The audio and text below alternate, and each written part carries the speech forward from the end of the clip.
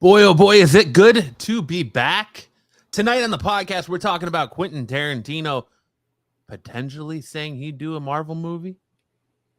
Kirsten Dunst didn't think she was going to play Mary Jane Watson in Spider-Man. What? Michael Keaton probably going to still be in The Flash. Thunderbolts news and so much MCU news.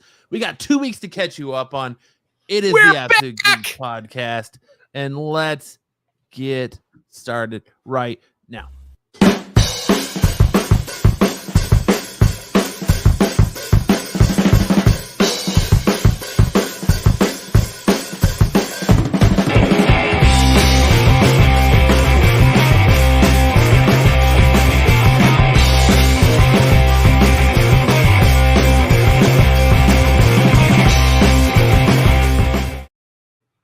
It is Friday night in Phoenix, and you're locked in to the return of the best damn podcast in all of the land, the Absolute Geek Podcast. I am Matt. I am Lance. Look, Ma, I'm on TV. Yes. Welcome, Eric Williamson, Patrick Hartman. What's going on, gentlemen? Hope you guys are having a great week. Cardi West, a.k.a. Hartman Cards, a.k.a.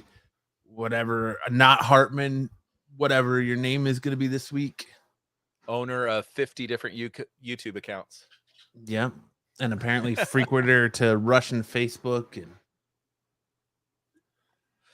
oh, man. Dude, 2 weeks, man.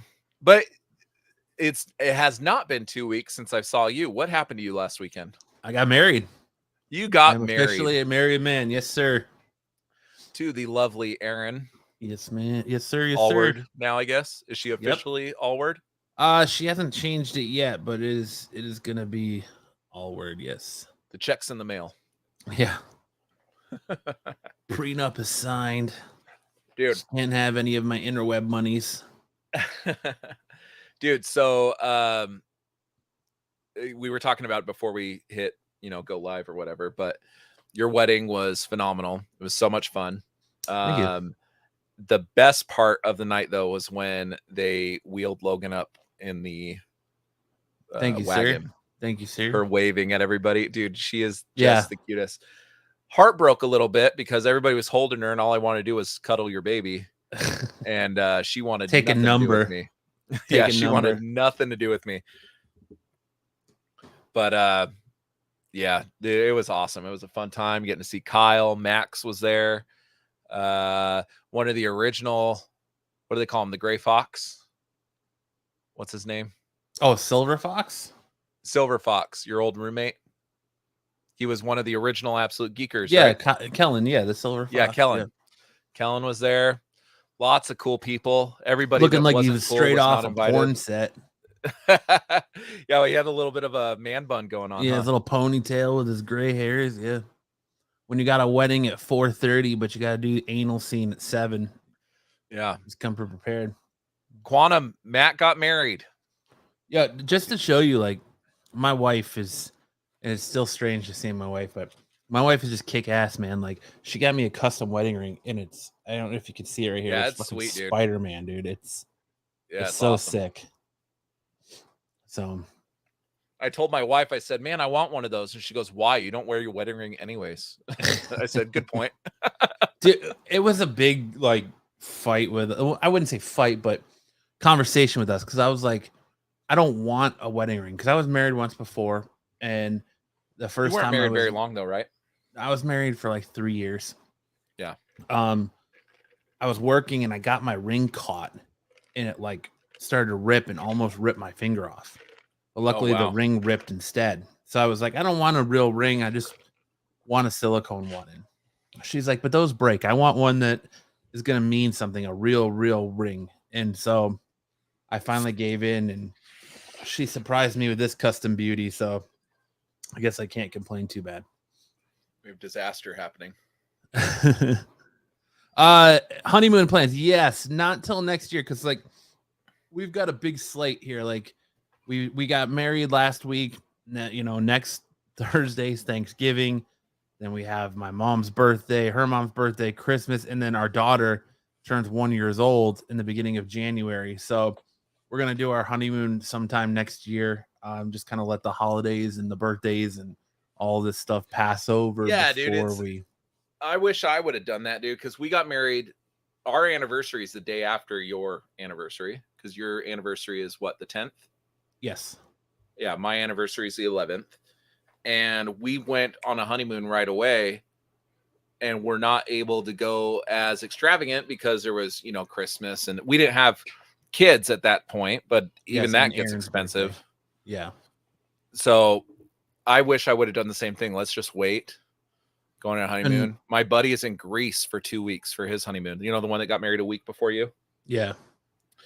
Freaking Greece, dude. For 2 weeks. That's awesome. Yeah. Yeah. And I'm kind of jealous. Them showing me all these pictures and stuff. Because the fact of the matter is, dude, once you have kids, dude, it's hard to do those kind of trips, Well, and I know she's listening, but my wife is very over the top. So I have a feeling our kid's first birthday party is going to be just like ridiculous. Yeah. Yeah. It's going to rival the wedding. Probably. Hopefully not budget wise, but I'm sure. Well, I highly doubt you'll need as much alcohol. No. Dude, I mean, we made out pretty good on that. Like, we ended up getting a lot of money back. Almost $500 back. Because you returned it to Costco? Yeah. That is the coolest thing. I did not know that you could do that. Like, you could buy all the alcohol for your party, then take back whatever's unopened. That's fucking awesome, dude. She says, listen, she only gets one first birthday. And she only gets one second birthday, one birthday, one fourth birthday. Yeah. I'm sure that'll be like what I hear until she's like 18 and she's like, I don't want to have birthdays with you guys anymore. Right. But she's like it was, can we go low key? And yeah, it was fuck no. It was a crazy 2 weeks. So my sister graduated from college and it's an MA. That Friday, like the Friday, then the Saturday we had our family dinner. Then Sunday I went to Vegas, and Vegas was a crazy time. My buddy, just a crazy time. I'm not gonna out him, but my buddy. Yeah, thanks for the invite. Yeah, sorry. Had another man wash his hands. I had so much shit going on, I would not have been able to go. Just some homeless dude walked up and just started washing his hands in the bathroom, and in your hotel bathroom? No, we were at the casino, and my buddy was like, I gotta go take a piss. So he went, and then he comes out, and he's like, this dude just came up and washed my hands. Like, I was sitting there trying to get the sink work, and this guy just walked up and took my hands and started soaping them up and washed them for me. And he's like, there he is right there, and pointed him out to me with some little homeless dude when he came out, and puke on hallway floors, piss in elevators, the typical. What casino Vegas. Were you in? The Flamingo. Oh, see, I don't even know if I've ever even been in that place. It's a nice little casino. They all stayed at. That's on the old part, right? No, that's right in the middle of the strip. It's right across from Caesar's Palace. It's the new. I guess I don't know which one the Flamingo is. It's right across from Caesar's. Like, literally, you take the Sky Bridge right across to it. But it was. We were all supposed to stay at Caesar's, and then my best man, he works for the railroad, and they're getting ready to go on strike, so they pulled all his PTO, so he couldn't be at my wedding. My other buddy, same thing. His job was going on strike, and then he got COVID, so he had to drop out last minute. So I was down 2 groomsmen. So I was like, screw it, last minute. I'm just going to book a hotel room at the Flamingo, and I stayed at the Flamingo, and they stayed at Caesar's. But Joe's Doolin says the Flamingo is one of the oldest casinos in Vegas. Yeah. I don't know if I've ever. There he is. There he is. He says at least 300 steps from Caesar's. There's the That's where I stayed in May. I was in Caesar's, and I don't know how I completely missed the Flamingo. We spent a lot of our time on the old strip though. Like, we stayed on the new strip because that's where our convention was. Oh, on Fremont. Yeah, because Fremont, dude, is so much fun. Like, compared to, it also doesn't seem as cringy. As the new part. Like, it seems like a lot more people way, like. I guess. I don't know, dude. Like, when I was there, we got done with something. I forget what we were doing, and I was like, "Damn, I'm hungry." So I left my hotel. It must have been like 1 a.m. I left my hotel and was gonna walk to find like a McDonald's or something. Mm-hmm. And just the kind of people I was seeing there were just kind of like, it felt a lot dirtier and stuff. But when you're on Fremont, it's a lot of people like our age, maybe that aren't as extravagant, right? Because like all the expensive casinos are on the new side. So it just seemed more like a party atmosphere. I don't know. There's something different. Like you cross into it, the old part, and the atmosphere is different. Joe's Doolin says, I got married at Mandalay Bay in 06. Nice. Wow. I stayed at Mandalay's a Mandalay nice Bay. casino too. But we went down to one day we Ubered down to Lexor and we went into the esports arena at Lexor. That was cool and yeah, what a good time, man. There's a sports book. I want to say, what was the one that I liked? I think it was at Caesars actually. Yeah, Caesars Sportsbook. Their sportsbook is massive. Yeah, it's nice. We actually watched the Baltimore Ravens New Orleans Saints Monday night game there. Watch New Orleans get the shit kicked out of them. Yes, sir. Speaking of underperforming, our Packers and Cardinals are not doing so hot. Oh, dude, the Packers are garbage. They're garbage this year. I'm not even going to sugarcoat it. Like, they are just garbage. They are hard to watch, man.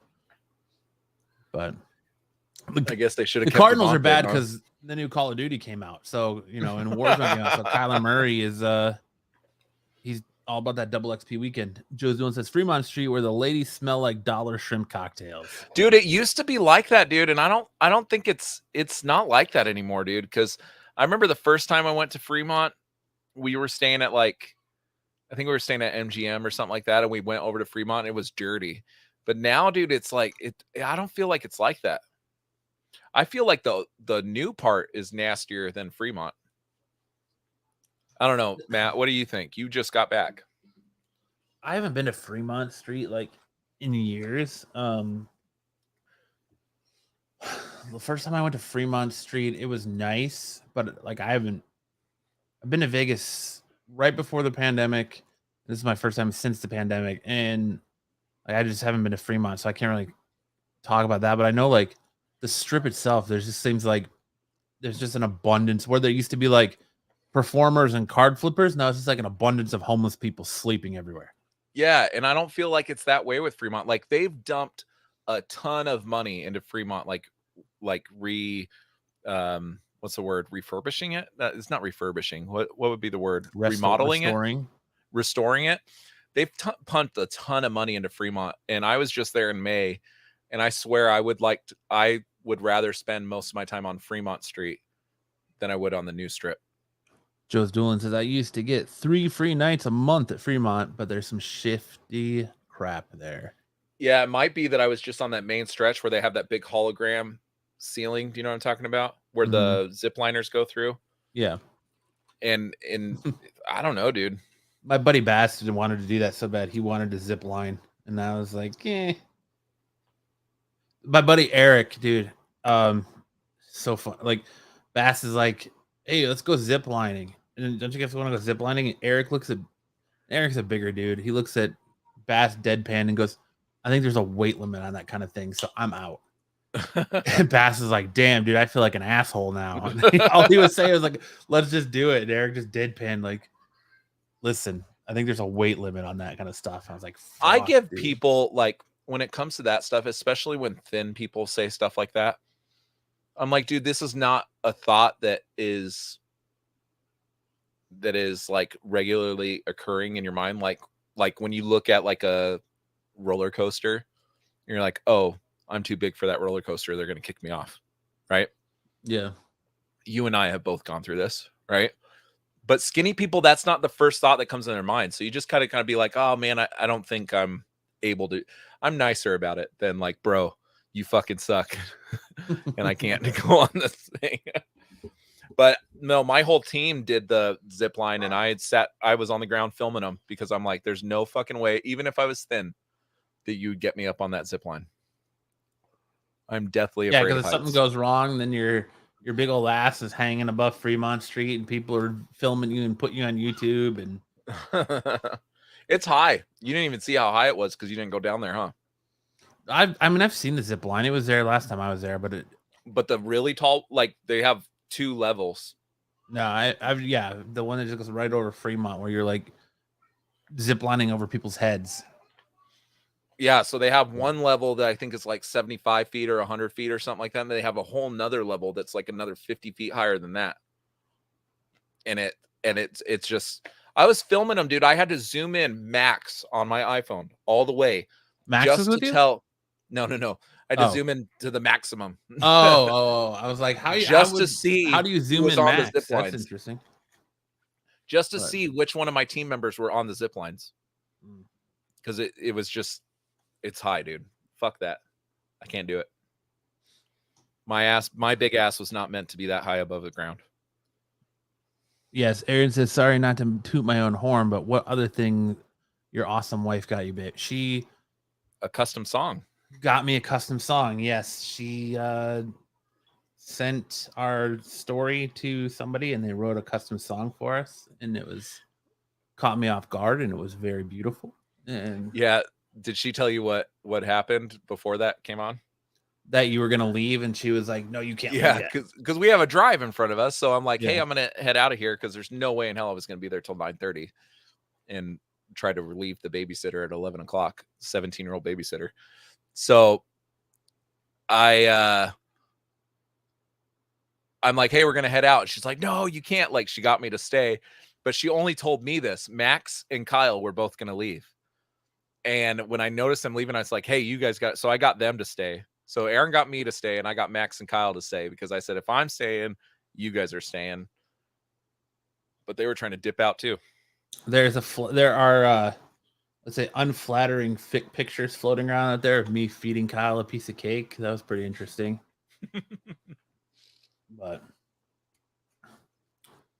yeah, and then it was a good time. Yeah. Really good. It was good. And man, that venue was amazing. It was nice. It turned out. I kept telling people, I was like, I feel like Winnie the Pooh's going to come around the corner. It's 100-acre wood. Yeah. Yeah. Isn't that what it reminds you of? Kind of. Yeah. And then they had this awesome, like, old oak tree that had these old televisions in it. Did you saw that? I'm assuming. Yep. Mm-hmm. Yeah. Like right where you walk in. I liked it because when we looked at it, like being from the Midwest, being from Michigan, being from the Midwest, I love that rustic feel that it had to it. And I was like, I really like this. And yes, she also got me some badass Spider-Man cufflinks too. That was cool. Like that actually like saved my life because I run in my tux and I was putting it on, and my right wrist is bigger because it's got metal rods in it from breaking my wrist, and like so I couldn't. Yep. Exactly. I worked out on it. He's right. I could get it buttoned, but I couldn't get the cufflinks that Men's Warehouse gave me were too short. So I was like, I don't have cufflinks. All right, we're gonna go without this. And then the woman who conducted our wedding came and was like, "Did you get Aaron's gift?" And I was like, "What gift?" And then she handed it to me, and I opened it with Spider-Man cufflinks, and they were longer, so it ended up working out perfectly. So nice. Aaron is definitely a planner. Yeah, she can plan for the unplannable. Except for putting the wedding rings in the bag they're supposed to be in. But that was so funny, dude, because everybody's looking at everybody was asking, what's going on? Like, yeah, because you guys are just running around like crazy. I'm just standing there, and then all of a sudden my brother's like, there's no rings in this bag. And I'm like, oh, shit. We found him. Crisis averted. We did. Crisis averted, yes. But, all right, well, enough about my wedding and the week that is and, was and forever will be. Let's get this party started and let's kick off the night as we always do, getting back in the swing of things. Let's see if we remember how to do this, and let's get into a little bit of geek news.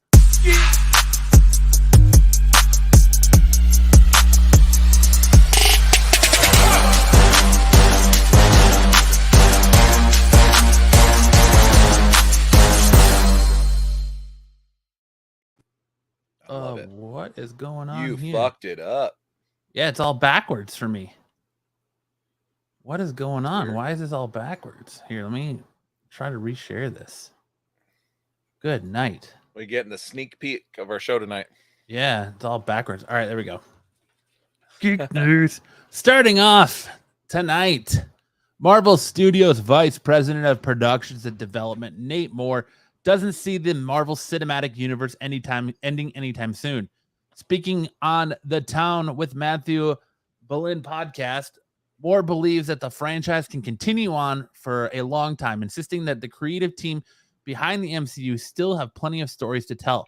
He says, "To me, Marvel movies are just movies," he said. "Filmmakers, our source material is just ... It'd be like saying, hey, our movies about books are going to go on forever? Probably." Despite this confidence, Moore elaborated by emphasizing that Marvel Studios can't rest easy with the established formula. "I think we have to continue to ... We can't sit back on our laurels. We can't think we have the answers. We have to continue to push the envelope as far as genre and what we're willing to explore." I do agree with that.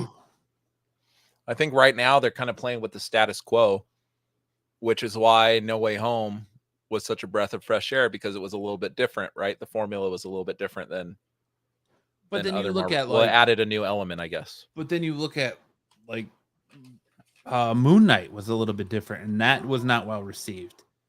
Yeah, but I still think they played the safe She-Hulk, route with that you one. know, it's like, I don't know. I don't know. There's just that formula. It needs to evolve and change to stay relevant and fresh. But it just feels, instead of feeling fresh, this feels very stale. Like the last half of this phase has felt very stale. And I was kind of hoping that JP was going to be here because I wanted to talk about Black Panther. You guys to talk about Black Panther Wakanda Forever because I still haven't seen it.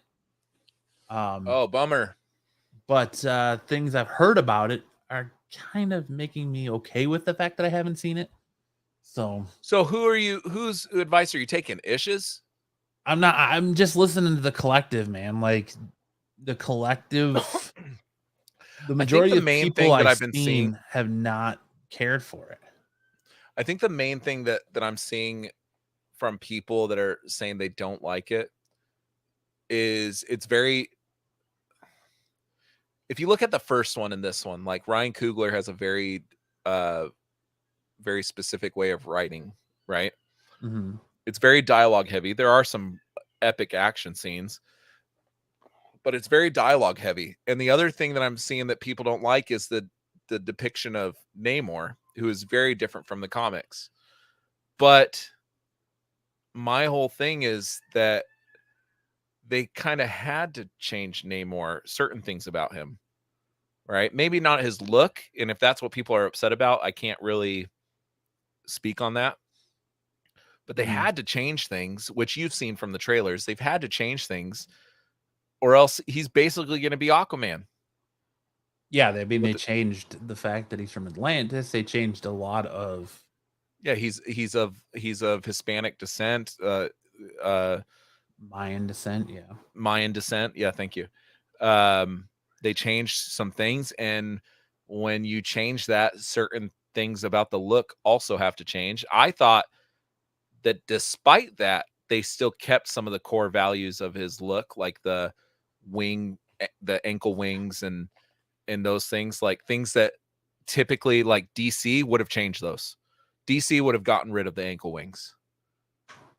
Right?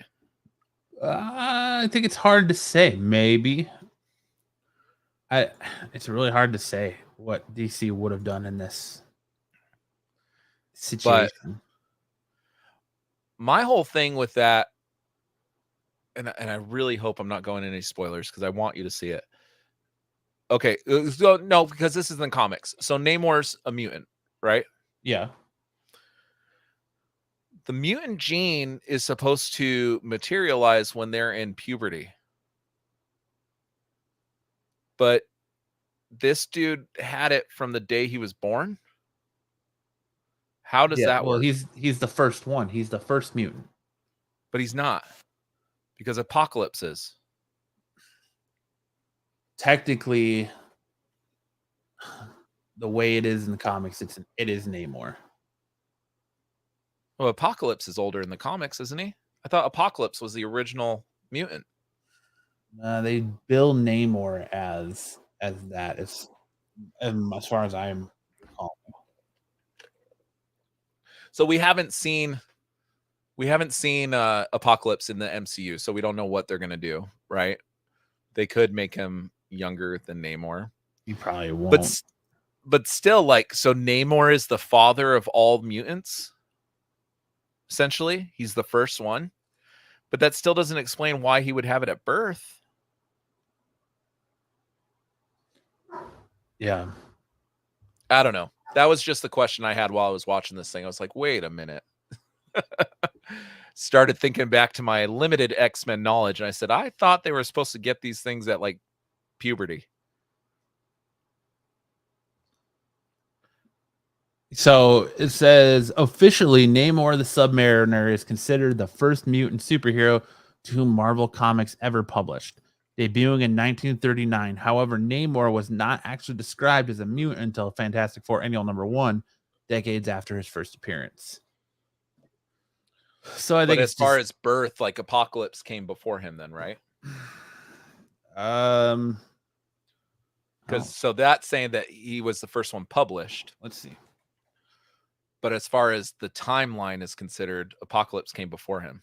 I don't know about like birthdays and stuff. But if you want to go off of first appearances, I believe Namor is going to be oldest because Namor appeared in 1939. Yeah, he's an old character. I knew that.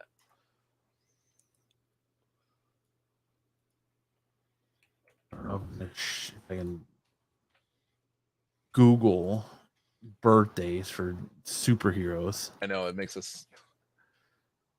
It was 8,000 BC was Apocalypse.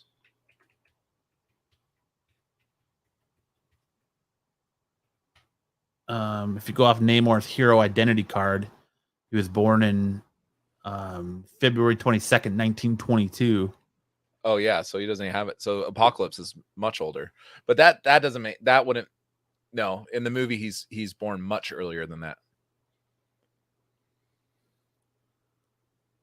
But I don't think I think in the movie they say he's 16,000 years old or something like that. It's some extravagant number. I don't know what it is. None of this is spoilers. If you understand the character at all, these things that I'm saying are not like huge plot spoils. Right, Matt? I'm trying to be really careful here. Yeah. I don't know. I haven't seen it, so I can't tell you. But this was all information that you kind of knew, right? Yeah. Yeah. So I don't want to spoil it until I have somebody on here to spoil it with, I guess. Maybe he's 600 years old. Maybe it wasn't 1600. Maybe he's 600 years old. Hartman says 500. Did you see it, Hartman?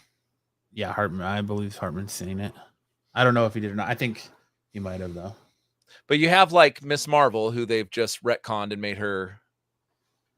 Yeah, I agree. I thought it was a great movie. Lopez, I'll probably see it. I just haven't had time yet. And like I said, I haven't heard like the most buzz I've heard about it is the mid-credit scene, which I kind of agree with like what Renovision was saying the other night, that it almost feels like Marvel Comics is trolling flippers now with kind of how what they're doing. If you go look at like the end of She-Hulk and then what I've heard about the mid-credit scene for Wakanda Forever, it's just like, all right, you're reaching and trolling hard, but it's good. I understand why this one they had to do it. And I think that the original storyline, which did you know that Ryan Coogler delivered the script of Black Panther, like the original script of Black Panther 2 to Chadwick Boseman like 2 weeks before he died? This is a whole new rewrite. I think that mid-credit scene was going to be a bigger plot point in the original draft of this movie because they had to rewrite the whole thing. They were expecting Chadwick Boseman to be in it. Yeah, well, of course. Yeah, so I have a feeling that mid-credit scene was supposed to be part of the plot for the first draft of this movie that they wrote with Chadwick Boseman. Maybe. And now they kind of had to fit it in kind of haphazardly because we don't have Chadwick Boseman. They should just recast it, man. I appreciate Chadwick Boseman and what he's done for the role, but they should have just recast and moved on. Like, So it's easy for you and I to say that, right? But I think that there's a group of people that would be incredibly upset by that. I'm sure. You know, because Chadwick Boseman, especially to, you know, African Americans and Black people and stuff, it's Chadwick Boseman is kind of like this pillar, you know, to their culture, which is totally understandable. I totally get it. Chadwick Boseman was awesome, but he's kind of this pillar to their, not the character of Black Panther, but Chadwick Boseman in particular. Like they have him as this pillar of their community, and by recasting him, I think it would do a lot more harm than good. It wouldn't appease the right audience. Does that make sense? See, and that's kind of what one of the skeptic or the criticisms I've heard about this movie is what Lopez is saying right here is that you can't buy Shuri as Black Panther. I thought she kicked ass, but I do think Nakia. Yeah. But I'm also secretly in love with that woman, so I think she is so hot. So But Joe's Doolin says, to your point, instead they killed the character, removing an iconic hero from young Black kids. yeah, but they set I gotta be careful. All right, if you haven't seen Black Panther and you don't want it spoiled, Matt already knows the mid-credit scene. I'm just gonna mute this for the next minute. Well, don't give it away until you review it, man. All right, I'm not gonna talk about it. I can't get any deeper into this. Pin that, and we'll get back to Joe Doolin's comment later on. They've already done a time jump, Darth Lopez. They've already done a time jump. They can't time jump again. They're 5 years into the future. It's 2027 now in the MCU. You're gonna time jump again, and now, well, we'll get into it. I'm sure. Is there some Fantastic Four news in here? There's not. Okay, then we'll. So I guess I can just talk about it right now. There's a rumor suggesting that Fantastic Four is going to be set in the 1960s. So you're going to have another time jump. Yeah, because obviously these guys gotta. I think you start messing with time anymore, and it's really going to turn people off. It's going to start getting really confusing. Start pushing it into, because they want some of these things to be current, right? They want some of these events that are happening in real life to kind of translate and be current type events in their movies. And you're getting to the point where you're basically creating Star Trek if you keep time jumping. In my opinion, I don't think they can time jump anymore. I think honestly what you're going to see is time is going to slow down a little bit so they can catch up to where we are currently at. What do you think, Matt? Yeah, I mean, I'm kind of over the time stuff. Like the blip, it was a pivotal. It needed to happen in the Marvel timeline, but I think like the worst thing they did was keeping everything at the way it was and just removing Thanos. Like it's caused a lot of, I think, issues here. And to me, Fantastic Four being set in the 1960s doesn't make sense. Because why haven't you seen Reed Richards before this point? Like, are they going to be displaced in time? Is that where they get their power? Is they get displaced? Because I've heard that it's supposed to be set in the 1960s, and then that Kang the Conqueror is supposed to have a lot to play with it, which would make sense. If you know your Fantastic Four lore, that would make sense. Yeah. But I don't know. I just think that this time stuff is getting very muddy and convoluted. Lopez says time jumps at least to age up baby Black Panther to a teenager. Yeah, then you're talking about he's 6 when they reveal him in this mid-credit scene. You're talking about 10 years. So now we're 2037. Talking about, right? Because right now the timeline, I think they're in 2027, right? Because they're 5 years ahead of us.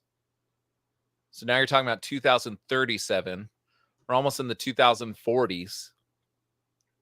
Like, I think that like it's a missed opportunity. They had a missed opportunity here that they didn't make Nakia the new Black Panther instead of Shuri. Like she's much more believable. I think everyone saw the Shuri thing coming because of the comics, but like throwing Marvel changing something like that would have been, I think, for the better because it would have thrown a curveball in it and would give you something unknown. You would have a little bit unknown, and the actress that they cast for Shuri, I don't believe she's not believable as being Black Panther. She bulked up in this movie, dude. There was scenes that I saw her and I was like, oh damn, she's got some muscle. Joe Dill says, I'm just waiting for X-Men so they can cast Ryan Gosling as Storm. Cyclops will be a woman.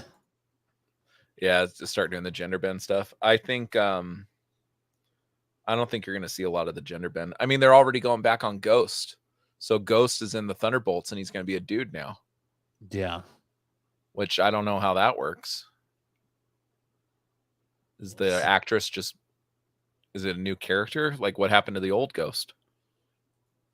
I'm sure we're gonna find that out in Ant-Man Quantum. I know like that was the whole part of the end of Ant-Man and the Wasp as they were going into the quantum realm to try and find they were taking quantum particles or whatever, right? Yeah, the particle to help stabilize Ghost.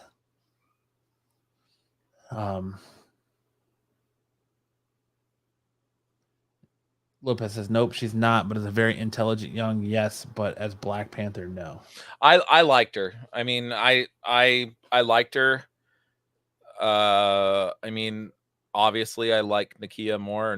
Nakia, is it? Am I saying it right? Yeah. Mm-hmm. I like Nakia more. But it doesn't bother me that it's Shuri. Now, what would really be awesome if it was M'Baku, because he is the best character in this whole damn movie. Yeah. M'Baku's Winston Duke, I think his name is. That guy is awesome. But moving on to more Marvel news. This came out last week, but good news for Spidey fans, as it's reported Tom Holland has signed a new Marvel deal, which will see him reprise as Spider-Man in 6 MCU appearances. The details include that Holland will star in 3 more Spider-Man movies, a new trilogy, and appear 3 more times as Spider-Man in the MCU. Which we can kind of call what it would be if 3 more times as Spidey in the MCU would have to be some team up movies, right? I think Secret Wars, yes. Kang Dynasty, yes. I'm gonna go on a limb and say Daredevil, Born Again, the TV show. Yeah, he's gonna appear. I think so. This dude hasn't appeared in any sort of TV properties yet. I mean, in fact, when they did What If, a completely different actor is voicing him. And they said that they want Spider-Man and Daredevil to lead their street level hero team. So it would make sense that he shows up there. So what about in Deadpool? That's the 3 Spider-Man movies, right? So there's 3 right off the bat. So Avengers, Kang Dynasty would be 4. Secret Wars would be 5, and then if you do the cameo in Deadpool, or not Deadpool, but in Daredevil, that's 6. I think it's gonna be the other way around. I think Deadpool's gonna cameo in a Spider-Man movie. That could work. I really do think that. Was Owen Wilson cast for Deadpool? Owen Wilson was rumored to be in Deadpool. His character is rumored to be in Deadpool, yes. Which makes sense because we're talking about merging timelines now, right? Because the first 2 Deadpool movies are going to become canon, I think, in the MCU, right? Depending on how the events of Deadpool 3, I'm assuming so. So Owen Wilson as Morbius. Morbius? Wow. Is that his name is it the same as Matrix? Wow. Yeah, I think so. Okay. I was psyching myself out for a second. Wow. Owen Wilson being in Deadpool completely makes sense because if they make the first two Deadpool movies canon, now you got to find a way to pull Deadpool into the universe. And what better than the Time Variance Authority? Is that what it is? Time Variance Authority? Yeah, TVA TVA or whatever. TVA. Mobius? Is it Mobius? Mobius is Matrix. Morbius is Matrix. Mobius is Loki. Morbius. Whatever, man. Dubious. So fucking confusing. And it's supposed to be. So Ryan Reynolds has already come out and said it's supposed to happen before Logan, so that they don't. Yeah, because that was one of Hugh Jackman's stipulations, is that he's so proud of Logan and where the direction it took the character that his stipulation was that they leave that movie alone. So they should just throw Logan into the MCU before Logan. Just make it canon. That movie's perfect. You didn't like that one? I like Logan a lot. Perfect. I don't know about perfect, but I like it a lot. Compared to every other Wolverine adaptation that we've had. Oh, that is the most perfect one. Yeah. Yeah. Absolutely. But like there's not anything that I would change in that movie, I think. I love this GIF that you found, the Greg. It's hilarious. I think there's things I would change about Logan. Like I wouldn't have the clone be in there, but I wouldn't have his. Yeah, that seemed a little Terminator-esque, didn't it? Like cheap, just a tiny bit. Yeah. I don't know. I'm excited for Tom Holland. I just hope he comes out and says, yes, I'm still going to be Spider-Man. But the one thing I read is that there's been no conversations with Zendaya. Yeah, I think her time is done, man. I think her story's done. I think which is interesting to me because wouldn't you want to be on the Zendaya train right now? I mean, she's one of the hottest names in Hollywood. Yeah, but they already did 3 movies with her, and where it stands now, her and Ned are going off to MIT, and Peter is starting his new life as the Unknown Man. So you don't think we're ever going to get Ned as Hobgoblin then? If we do, I don't think it's going to be this version of Ned. Something else. I think they'll go with a different Hobgoblin if we're going to get one. I don't know. Like, Spider-Man is very notorious for the different versions of the Goblin. Because let's see, we've got the Hobgoblin, we've got Green Goblin, we've got Red Goblin, we've got Queen Goblin, now we've got Gold Goblin. Like, there's so many different versions of the Goblin. It gets kind of convoluted, and I think bringing in Hobgoblin, you kind of like run the risk of confusion among the casual fan. So I think they're going to stay. My gut tells me they stay away from the different. See, and I would much rather have Hobgoblin was one of my favorite characters growing up. But more than Green Goblin. Like Green Goblin's cool. Don't get me wrong, but Hobgoblin was just fucking awesome. Yeah, to each their own. I'd much rather have a Green Goblin, but Spider-Man has such a vast rogues gallery that we don't need to do multiple goblins. Like, I've heard a lot of talk around the next one having Negative Man, and that'd be cool. They should cast Steve Yeun.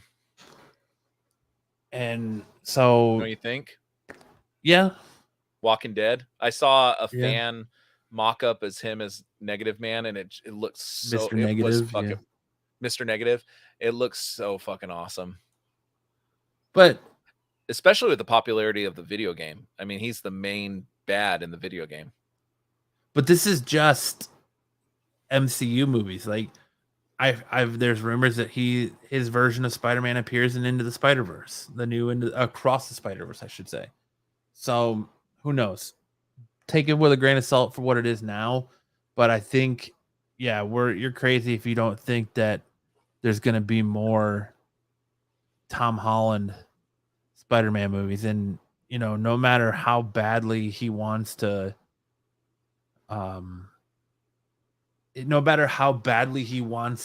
say that I don't want to play Spider-Man into my 30s, the fact that he's like, 26, 27 years old, and 6 more movies. He's gonna play him into his 30s. But yeah, you're basically backing a dump truck full of money up to his door. So well, dude, the last movie, like Sony has had what $2 billion movies in their entire history, both of which are Spider-Man movies.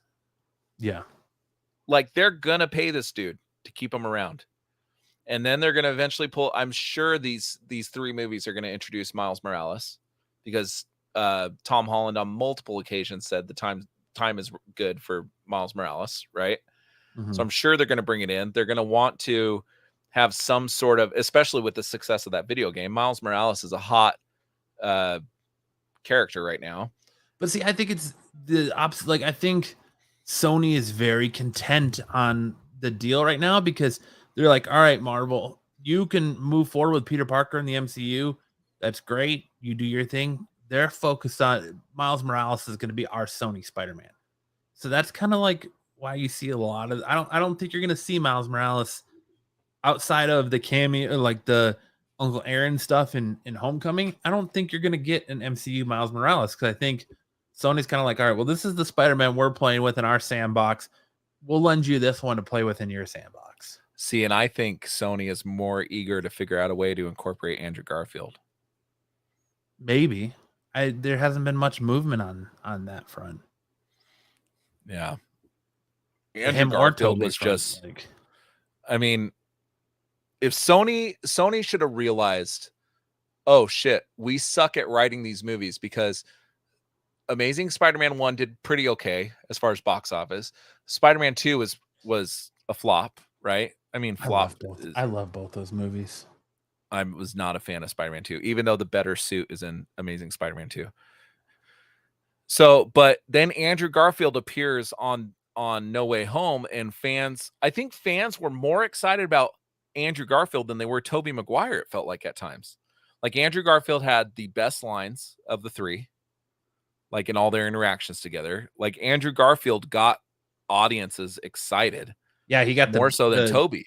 The 2 times I saw it, Andrew Garfield got the bigger of the 2 pops. Yeah, when he comes through the portal. The casting was perfect, and people like Andrew Garfield. So I truly think, and he's constantly said how upset that he is that he hasn't been able to close his story, right?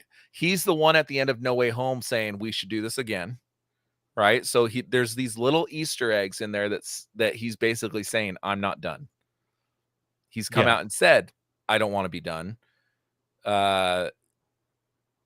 You see the crowd interaction or the crowd excitement around him. Like it's just the timing for Andrew Garfield to come back as Spider-Man is perfect.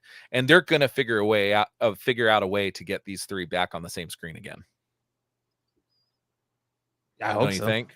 I hope so. They're going to figure that out.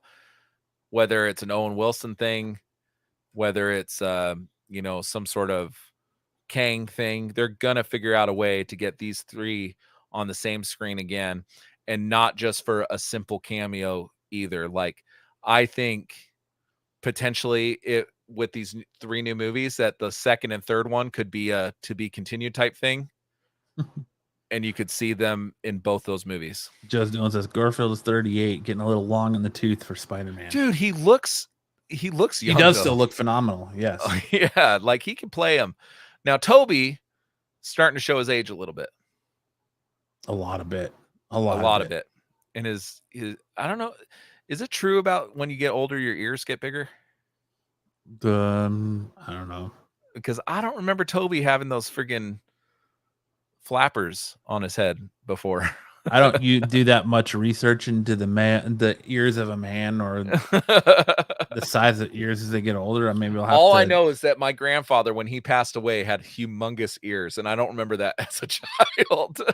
I guess it's because you've listened to so much bullshit over your years. The ears have to get bigger so you can continue to hear sort it out, deal with it. Yeah, sort it out, because the longer life goes on, the more bullshit you have to suffer through. So you got to just be able to get those massive ears to be able to sift through all the bullshit. Eric Williamson's asking, speaking of Goblin, what's with the new Gold Goblin?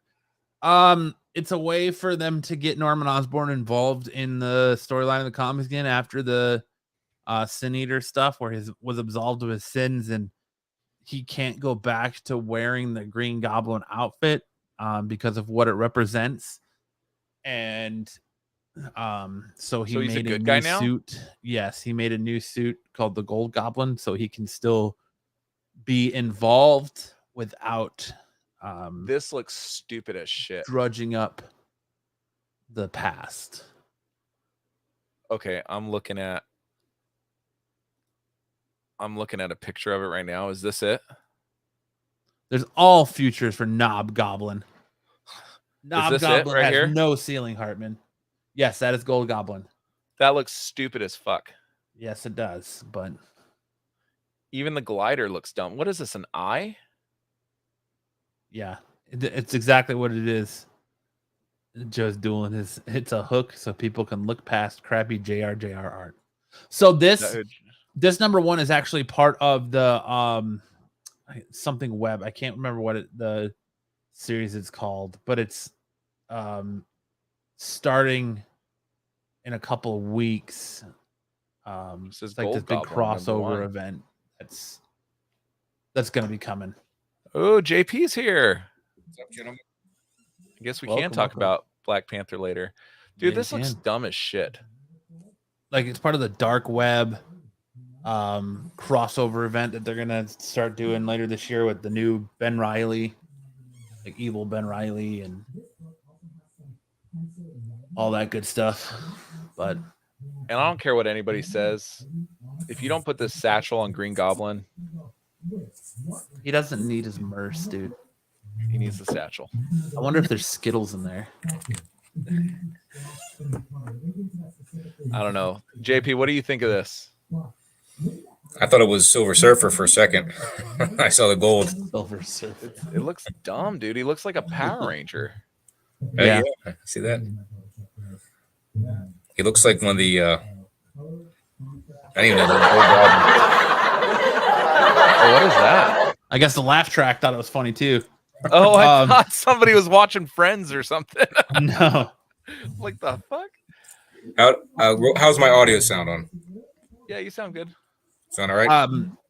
Yeah, if you want Gold Goblin's first appearance, though, if you're gonna buy hard on Gold Goblin, I don't know for God's sakes why you would, but it's Amazing Spider-Man 13.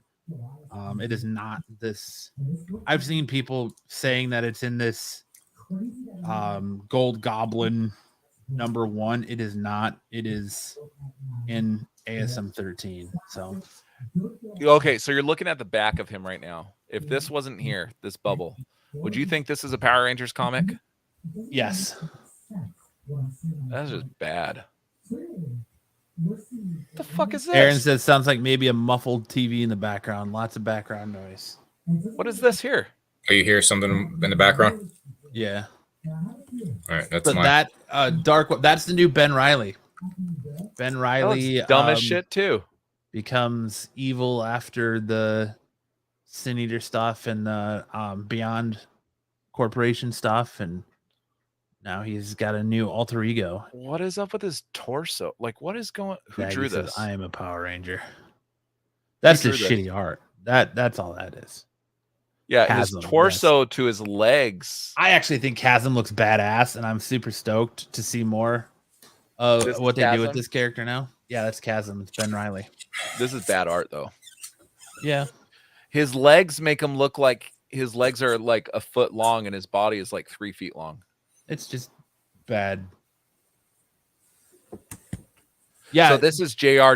This is who said that. Yeah. Who brought that up? John Romita Jr. Yeah. Yeah, but this one is not. No, that one is not. But JR created the character, so it is. Yeah. But even this art is not like something's up with his feet. Joe Jones said if there's not a whatnot variant, how am I supposed to know what is hot and rare? Heard good. Lopez says heard good things about the current Spider-Man. I like it a lot.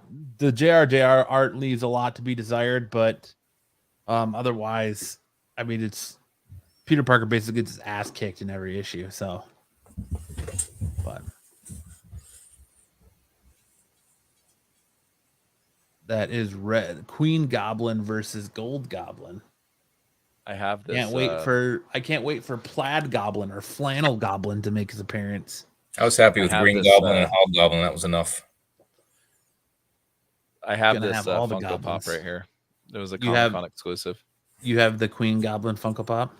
Yeah, I'm pretty sure it's Queen. It looks like this. I'm pretty sure it's Queen Goblin. Or is it Red Goblin? Because they have the Red Goblin where It might be Red Goblin. he's wearing where Norman Osborn is wearing the Carnage symbiote.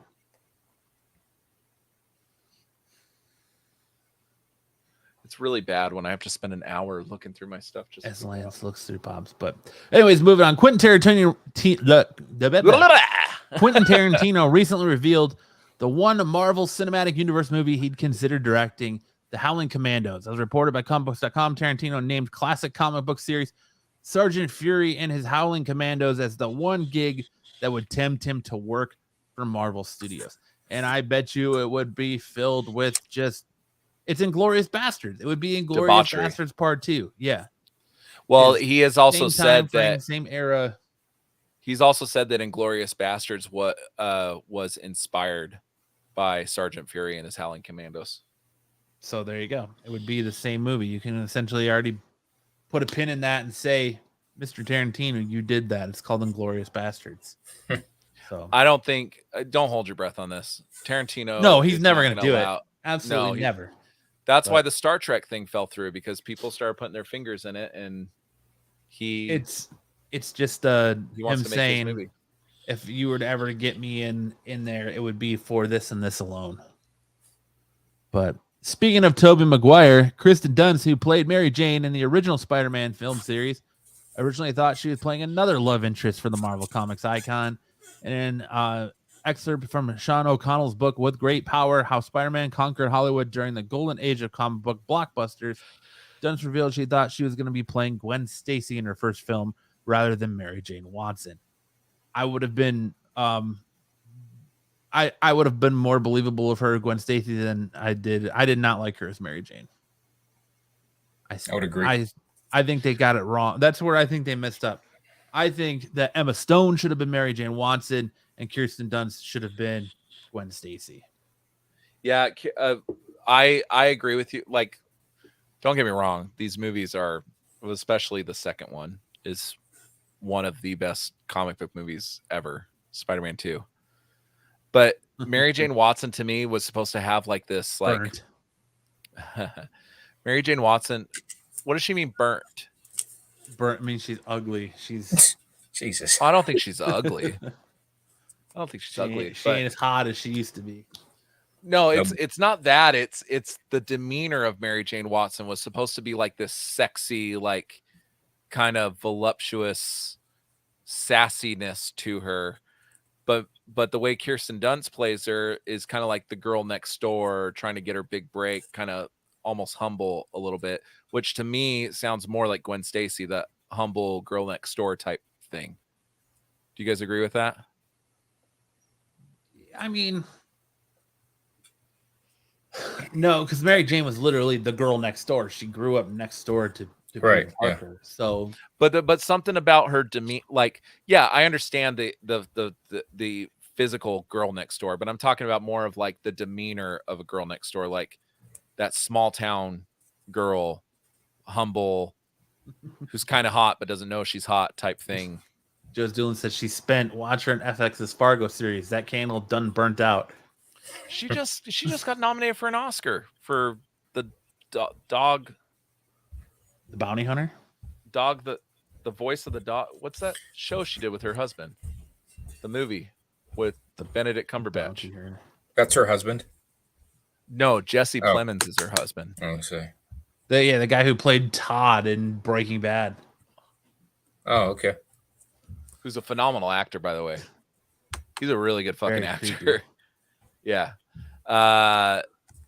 Power of the Dog, I think, is that movie that was nominated for Best Picture. And then Kirsten Dunst, Jesse Plemons, and I'm not sure about Benedict Cumberbatch.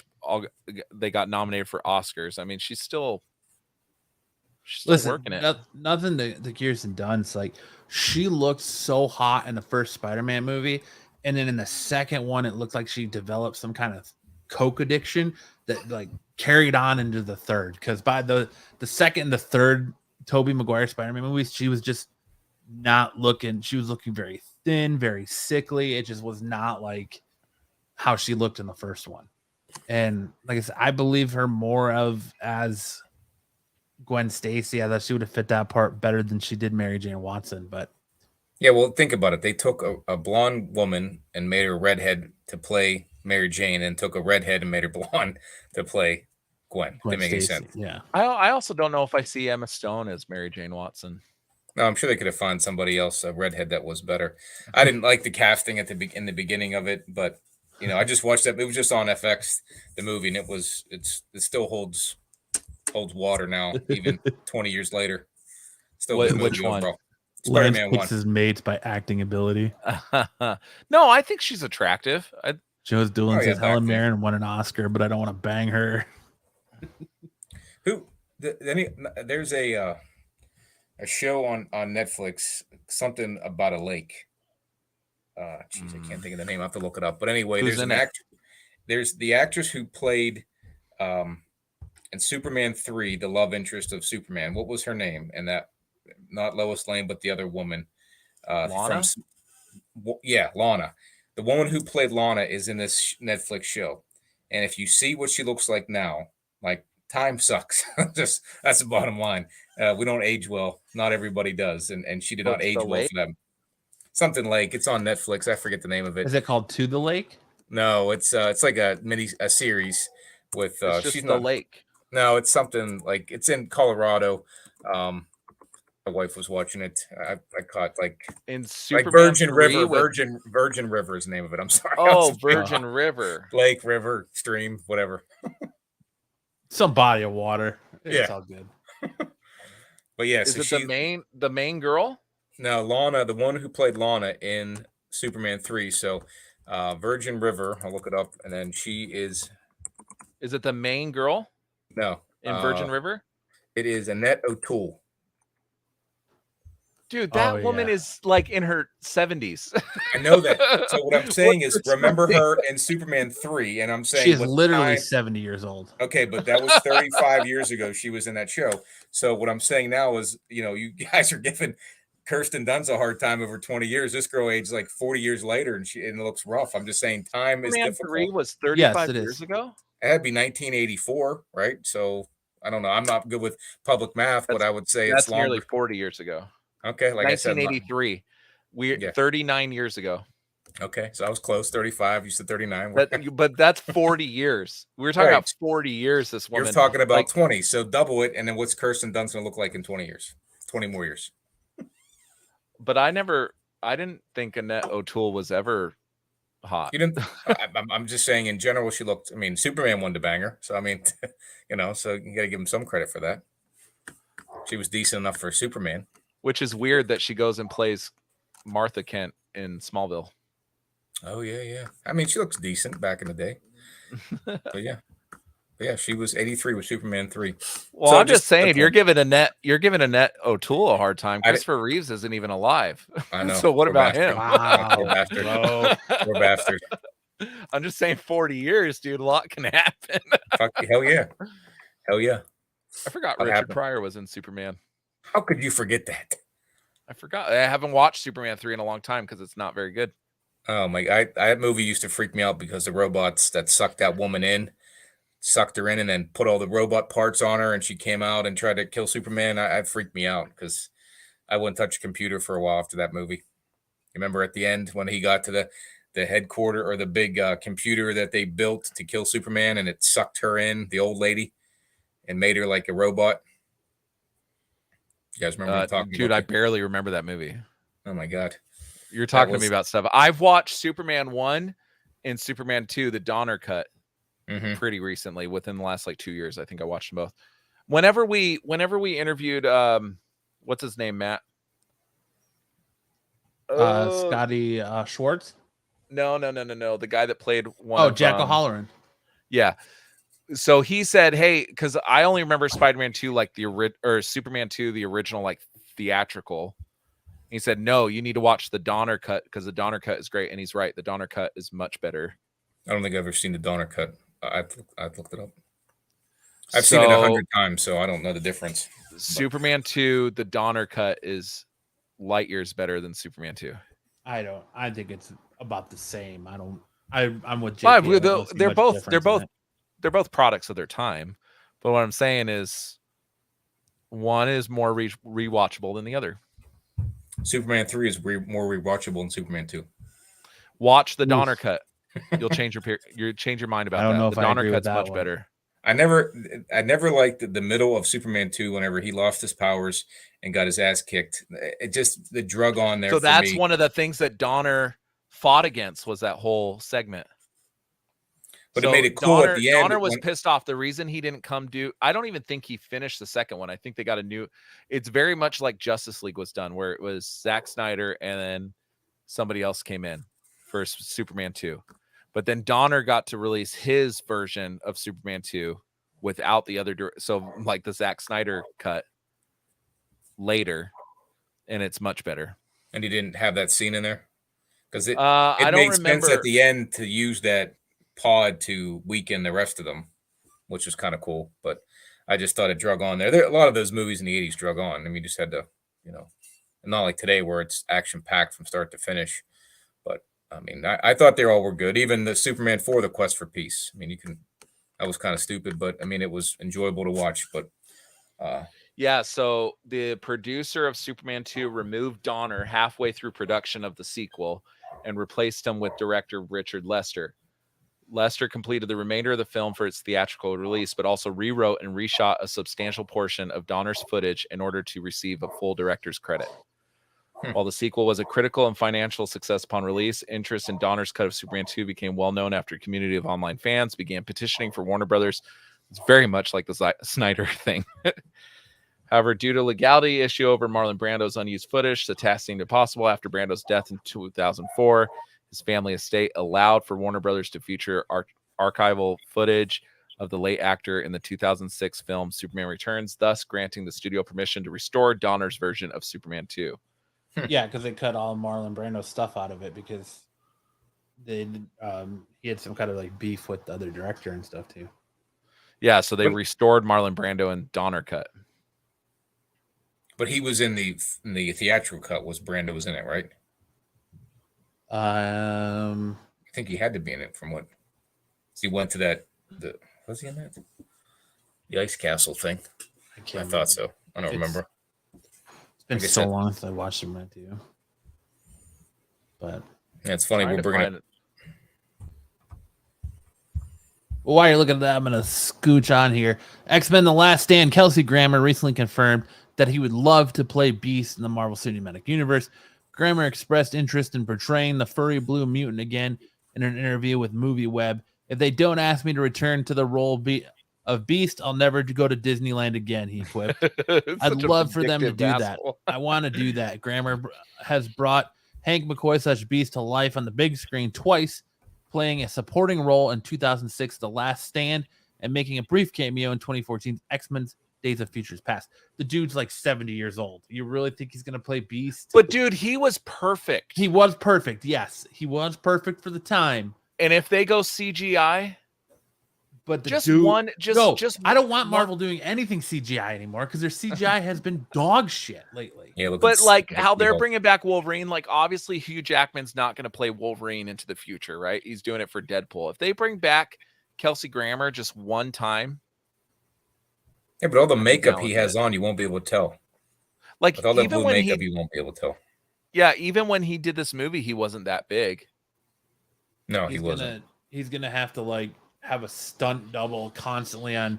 He'll just be able to do the standing there parts. Any activity where Beast has to be physical, stunt man, body double because he's like or the CGI then. But they can make him look the same way with the blue paint and the hair. He won't. I don't think they'll have to CGI much of that. But he was fucking perfect, wasn't he? Yeah, he was. Like in those movies, he like casting Kelsey Grammer as Beast was a stroke of genius because it was just the dude played Frasier as a mutant. Yeah, he was in Cheers. And scrambled eggs. Yeah, as Frasier. Yeah, he's the longest. So I forget what record he broke, but he's played Frasier in 3 different TV shows, I think. And that's like a record, like the same Cheers. character. Cheers, Frasier, and then the spinoff, whatever that was. Yeah. I don't remember the name of it. They come out with the spinoff yet? I think it came out already. Hold on. I think so.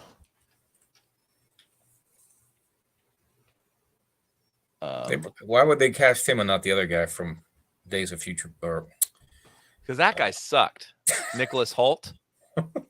Why not just why not That guy just- looked like he should be on an MTV production of Teen Wolf. Like, it was bad, dude. just recast the role together? I didn't necessarily like Kelsey Grammer as. I think he did fine as Beast, but I didn't like. I wasn't thrilled with it. I didn't like any of them, to be quite honest with you. Even I liked him. I like the way the voice and everything, but I wasn't overly. I could have picked somebody else. I didn't think he would have been the guy to do that role, I guess. But you needed someone who sounded smart, and that's what Beast is supposed to be. I mean, it worked out well, but it's time to recast most of these people anyway. Agreed. Trying to find I out. get you pull a nostalgia card by having Hugh Jackman come back and play Wolverine one more time, and everything with the multiverse and going to the MCU. Then you allow him to hand the reins to somebody else to ease the quarrel of the fanboys who will be screaming, "No, I don't want a different Wolverine."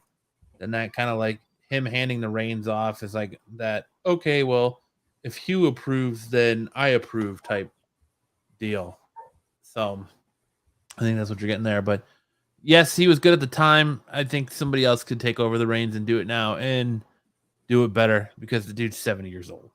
Not age shaming you, Kelsey Grammer, but let's be honest here. People are saying, "Oh, well, Hugh Jackman's this is this and this. He shouldn't be playing Wolverine anymore." Well, in that same light, Harrison Ford shouldn't be playing General Ross, but he's going to be 90. Harrison Ford shouldn't be playing Indiana Jones for the 5th time either. But here we are. Yep.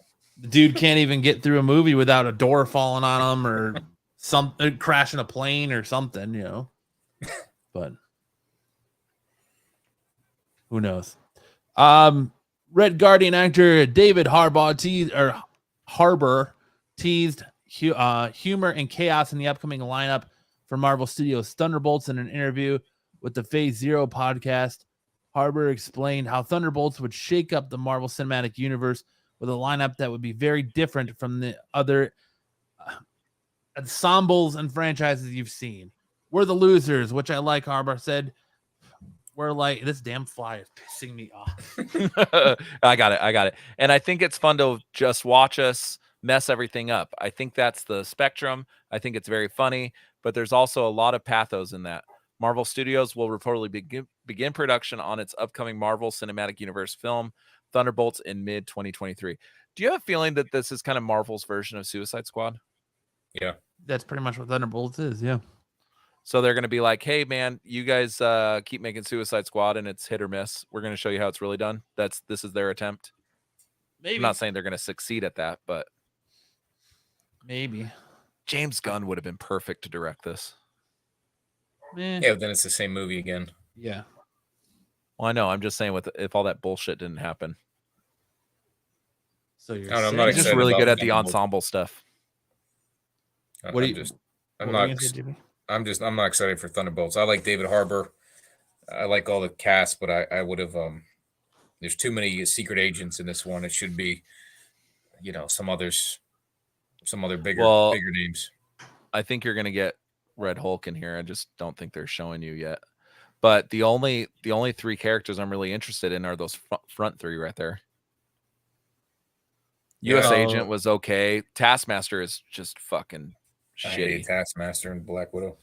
And Ghost, I don't even know what they're doing with Ghost. There's way more other movies to be made than this one. I don't know why this one had to be made. It's going to be part of the timeline or something that they're telling, the story they're telling. But I think Silver Surfer. I think there's plenty of other things movies to make instead of this one. I agree. So, but we'll see. I mean, I'm sure we'll get into it, but Phase 4 was terrible and it ended on a somewhat high note, but still. Is Black Panther the last movie of Phase 4? Yes, Yeah. it is. Yeah, I wasn't sure. So Ant-Man Quantumania kicks off Phase 5. That should be good, but I mean, they need some big hits here. Which, doesn't it feel weird? They're going in a different phase and there's not an Avengers movie to like cap it. Because shouldn't there be like something that pushes you into the next phase? Like, what exactly? How is this different? Phase 4 to phase 5. They're just like, hey, we know phase 4 was shitty, so we're going to give you some less shitty movies or more shitty movies. I don't know. Every Star Wars movie starts in space, and every phase should end with Avengers. But I guess they chose to go a different route. So I don't know. Yes, back in the comics, that was her team. He's saying, I think it plays into the chick in Wakanda Forever wanting vibranium. Oh yeah, definitely. Well, Thunderbolts and Vicky Elaine. Fontaine or whatever her name is. Elaine. Yeah, she's Elaine.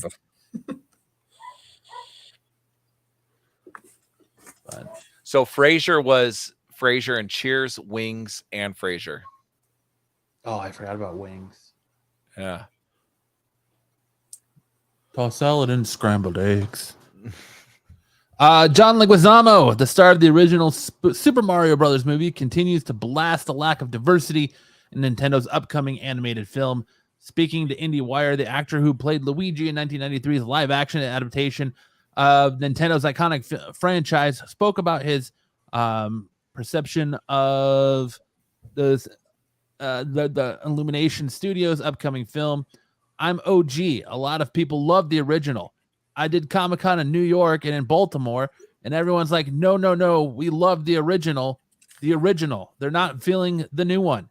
Like Leguizamo said, the actor went on to discuss how groundbreaking the first film was, largely because the creative team hired a person of color as one of their stars. The director, Annabelle Jankel, and Rocky Morton fought really hard for me to be the lead because I was a Latin man. And the studio didn't want me to be the lead, like Leguizamo said. They fought really hard, and it was such a breakthrough. For them to go backwards and not cast another actor of color kind of sucks. See, and this shows you how ignorant he is because Keegan-Michael Key is in this movie playing a big role. Anna Taylor-Joy is Latina. Listen, the first dead giveaway is that he's saying people are saying, no, we love the original. We want more of the original. That is not. I've never heard anybody say we want more of the original Super Mario Brothers. So I love the original because of how bad it is. Does that make sense? I watched it as a kid. It was so bad that it makes it laughable, and that is the enjoyment factor. This seems much more true to what Marvel is now. And what's equally hilarious is that this man has been advocating for these people taking Latino roles. Well, newsflash, Luigi's not Latino. No, he is not. No. No. He's an Italian American man from New York. Like, that is his heritage. So if you're going to, in one breath, say people are taking roles like Latino characters and white people are taking these roles, or people that are not Latino are taking these roles, and then go on to say, well, this movie that the two main leads are white Italian American characters, and complain that Latinos are not getting those roles, you're a hypocrite at that point. Exactly. That makes, am I making sense? No, absolutely. That's one of my biggest gripes of this whole thing is like, Luigi's not Italian or is not Latin American. Like, it's cool that you got that role, but to I thought he was good in it. Yeah, he was fine. But to sit here and say that, like, oh, well, you should have given it to a Latino actor. Why? The character is not. You should have given it to a genuine Italian American if you want to go that route. Like, why? Well, that's Latino, been my issue. It doesn't fit, When we first talked about Chris Pratt getting the role, I said that, right? So I'm of the unique perspective, at least in this group of people right here, that I'm Italian and Latino, right? And I think that it should have went, like, I think his voice sounds absolutely stupid in the trailer, Chris Pratt specifically. But Charlie Day to me seems like a stroke of genius as Luigi, Keegan-Michael Key. We haven't even heard Charlie Day as Luigi yet, have we? But I can just picture it in my head. I'm like, yes, I'm down. I'm down with that. Anna Taylor-Joy, Jack Black sounds masterful. He does. Bowser. I didn't even know that was Jack Black at first. There's two people in this movie that I could do without, and that is Chris Pratt and Seth Rogen.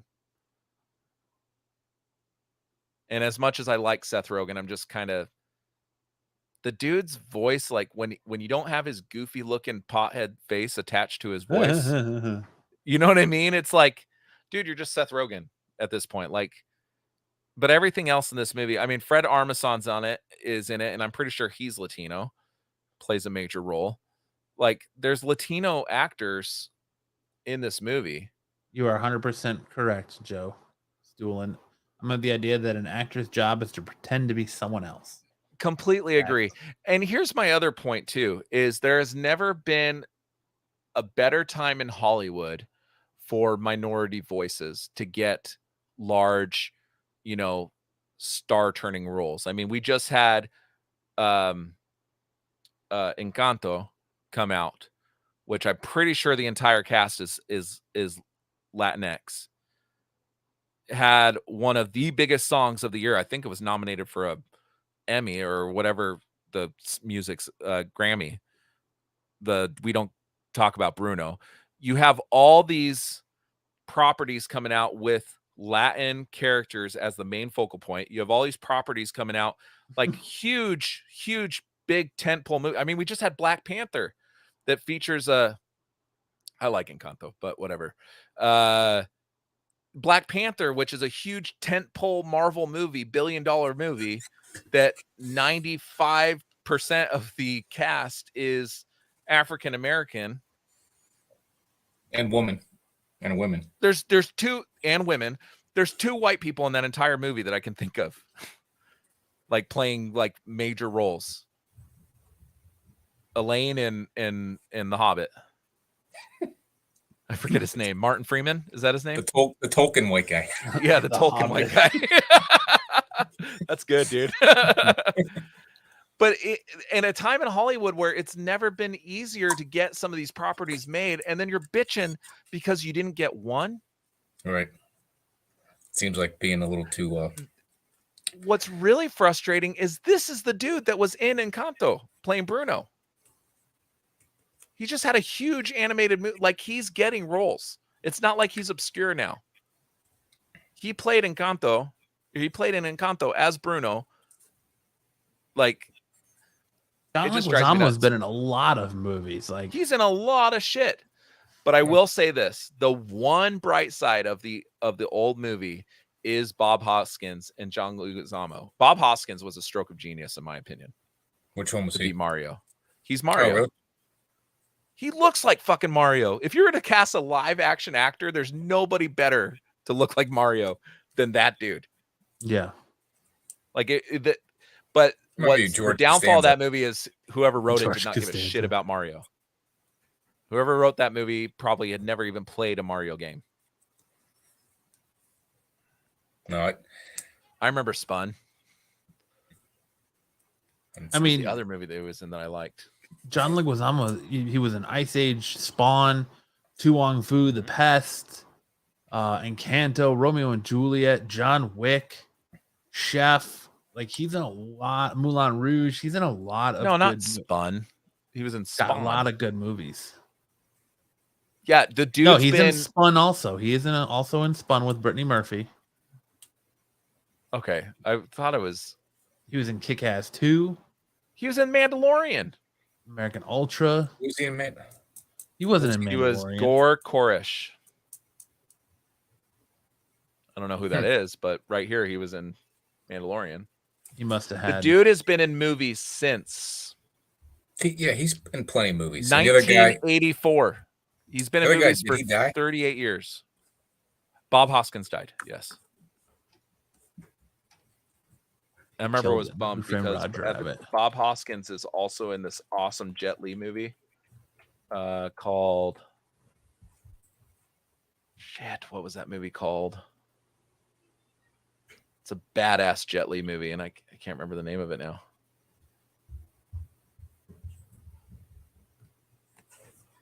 Unleashed. Have you guys seen that one? Where Jet Li is like, he has a collar Yeah. He's like his dog or whatever. It's a badass movie. It's probably bad writing, but when I saw it, I thought it was badass. And they were talking about doing a sequel to that, and then the dude died. But yeah, he I died don't in know. 2014. I just I feel just like think that this is incredibly ignorant. This is yes, I agree. This is the equivalent of somebody like I've seen a lot of comedians start talking about it, about people that get offended on behalf of other groups of people. Yes. And I don't see this as any different, because if he got cast in one of these roles or another Latin character, which, mind you, he's ignorant. Anna Taylor-Joy's from Argentina, right? So, and she's playing Princess Peach, which is a major role in that movie. But then you're running into the same issue of race bending characters to fit casting or whatever. You know, like it just, which way do you want it? All right, it was race bent 20 whenever this show came out originally with Lake Wazamo, because it wasn't Italian casted. So now you're mad that it wasn't Latino casted was his issue or whatever. I think we need to stop caring about it. Just find the right actor. I mean, whoever fits the role. If the guy was, if the actor if the character's supposed to be white, make him white. If they're supposed to be black, make him black. If they're Latino, my thing is Chris Pratt just sounds absolutely stupid. I wouldn't cast him as Mario, to be quiet. I was like, why would he be Mario? There's got to be somebody better who could fit the role. I don't care if they're Italian or Latino. If they fit the role better, if they look the part, you know, then you can make it work. I just think find the right actor or actress. And Chris Pratt got cast because he's Chris Pratt. Look, in my mind, there's only one Mario and Luigi, and it's right here. This was before the cartoon. This is when it opened, and he'd spill like spaghetti on him, and they'd be fixing a shower to get sucked into the Yeah, that's I remember the that old only cartoon. Mario and Luigi that matters, right? But my thing is, like, they could have. Chris Pratt is the odd man, and Seth Rogen. I feel like those two were cast just because their names are Chris Pratt and Seth Rogen. Yeah, probably. I probably won't go see the movie. Oh, I'm gonna see it because my kids are already excited about it. I just think it looks cool. Mushroom Kingdom, here we come. Look at that picture right there of Mario. Like, that looks awesome. Yeah, and then you put it up against Bob Hoskins, who's right next to it. And you see why he was cast. And he probably wasn't even Italian, but he looked the part. Oh, so. Bob Hoskins is New York. Like, I'm pretty sure he's Italian, but he had that New York accent. Like, that was natural. Yeah, I guess the actors, and they changed their last name, so it's hard to tell. There's not any vowels in his last name, so I just assume he wasn't, but I'm sure he changed it for the acting. So, yeah, I don't know. Either way, he looked the role. He looked the role. Yeah. And I'm okay with race bending some things, but what I'm not okay with is somebody coming out and saying they should have race bended this. Well, why? Like, just come out and say it. You don't want white actors to have jobs anymore. Like, that's what this sounds like to me. I just think that the more you harp on race, the more it doesn't go away. The problem doesn't go away. So Bob Hoskins had a British accent. Yeah, he's from. So he must have been faking the English. New York thing. It was just so good. British. I thought it was real. Yeah, it was so good. I thought it was real. But I don't know. Let's move on, because I'm going to start throwing shit at my computer monitor. Especially because the Suns are down 4 points right now. It's pissing me off. Speaking to the Hollywood Reporter about the recent shakeup of Warner Brothers Discovery, most notable James Gunn and Pete Safran being named co-chairs and co-CEOs of DC Studios. They're claiming that part of the strategy is to drive the hell out of DC. That's what James Gunn's going to do. They're going to thrill fans, and they're going to thrill you over periods of time. Also, add an abundance of Batman will not fit into the new DCU. They're not going to be 4 Batmans moving forward. Well, there's 3 right now. Well, yeah, they're saying they're not going to add another one. So who do they move? You got to think they're going to move forward with Pattinson, right? Like, Pattinson is their go-to. That's their moneymaker right now, man. Yeah, but I think there's a lot of people clamoring for Ben Affleck to continue as well. And I think Ben Affleck, it kind of shows because they removed Michael Keaton from Aquaman, had Ben Affleck refilm those scenes, right? It kind of shows that whatever Ben Affleck was upset about obviously isn't an issue anymore because he's coming back and doing stuff. I mean, what was supposed to be his last turn as Batman? Who's? He had one more contractual obligation, and then he said, "I'm done." Who? Oh, Affleck. It was supposed to be a standalone Batman movie. The Batman was his movie. He started writing the script for it, and then he bailed on it, and then that's when it got handed over to Matt Reeves, and Pattinson was brought in. Yeah, I think the odd man out is Keaton, to tell you the truth. I think they're going to have Keaton appear in the Flash movie, but I don't think it needs to be something that carries on forward. I think it can be like a Tobey Maguire. Since you brought that up, it said Michael Keaton's return to the role of Batman in the Flash will not be affected by Batgirl's cancellation. According to a new report, despite rumors of the reshoots and recasting, it is being reported that Keaton's return as Bruce Wayne / Batman in the upcoming DC Universe movie remains as originally scripted. The news comes after questions about the future of Keaton's large role in the DCU were raised when Warner Brothers Discovery scrapped Leslie Grace-led spin-off, which included a cameo from his Batman. Additionally, the user reported that despite reshoots over the summer, The Flash did not undergo significant changes and remains largely unchanged from the version shot in 2021. Except for the fact that Ezra Miller will not be the Flash after this movie. I think pretty much guarantee it. They gave him a chance to get help. He's getting help. I think until he ends up in the news again. The way this movie is testing, if this movie comes out and it does as well as it's testing, I think that we see him again. Well, all I know is that I've seen quite a few reports saying that they're looking at the dude that was in 1947 to replace him. We'll see. It seems like a lot of studios are reporting that, or a lot of sources are reporting that they're looking to move on from Ezra Miller. I think they're going to move on from everyone. Honestly, like there's new reports that the Henry Cavill Superman movie is now in jeopardy with the direction James Gunn wants to take this. James Gunn is still says he's finishing up his DC Bible, his roadmap of what he wants to do, how he wants to lay things out.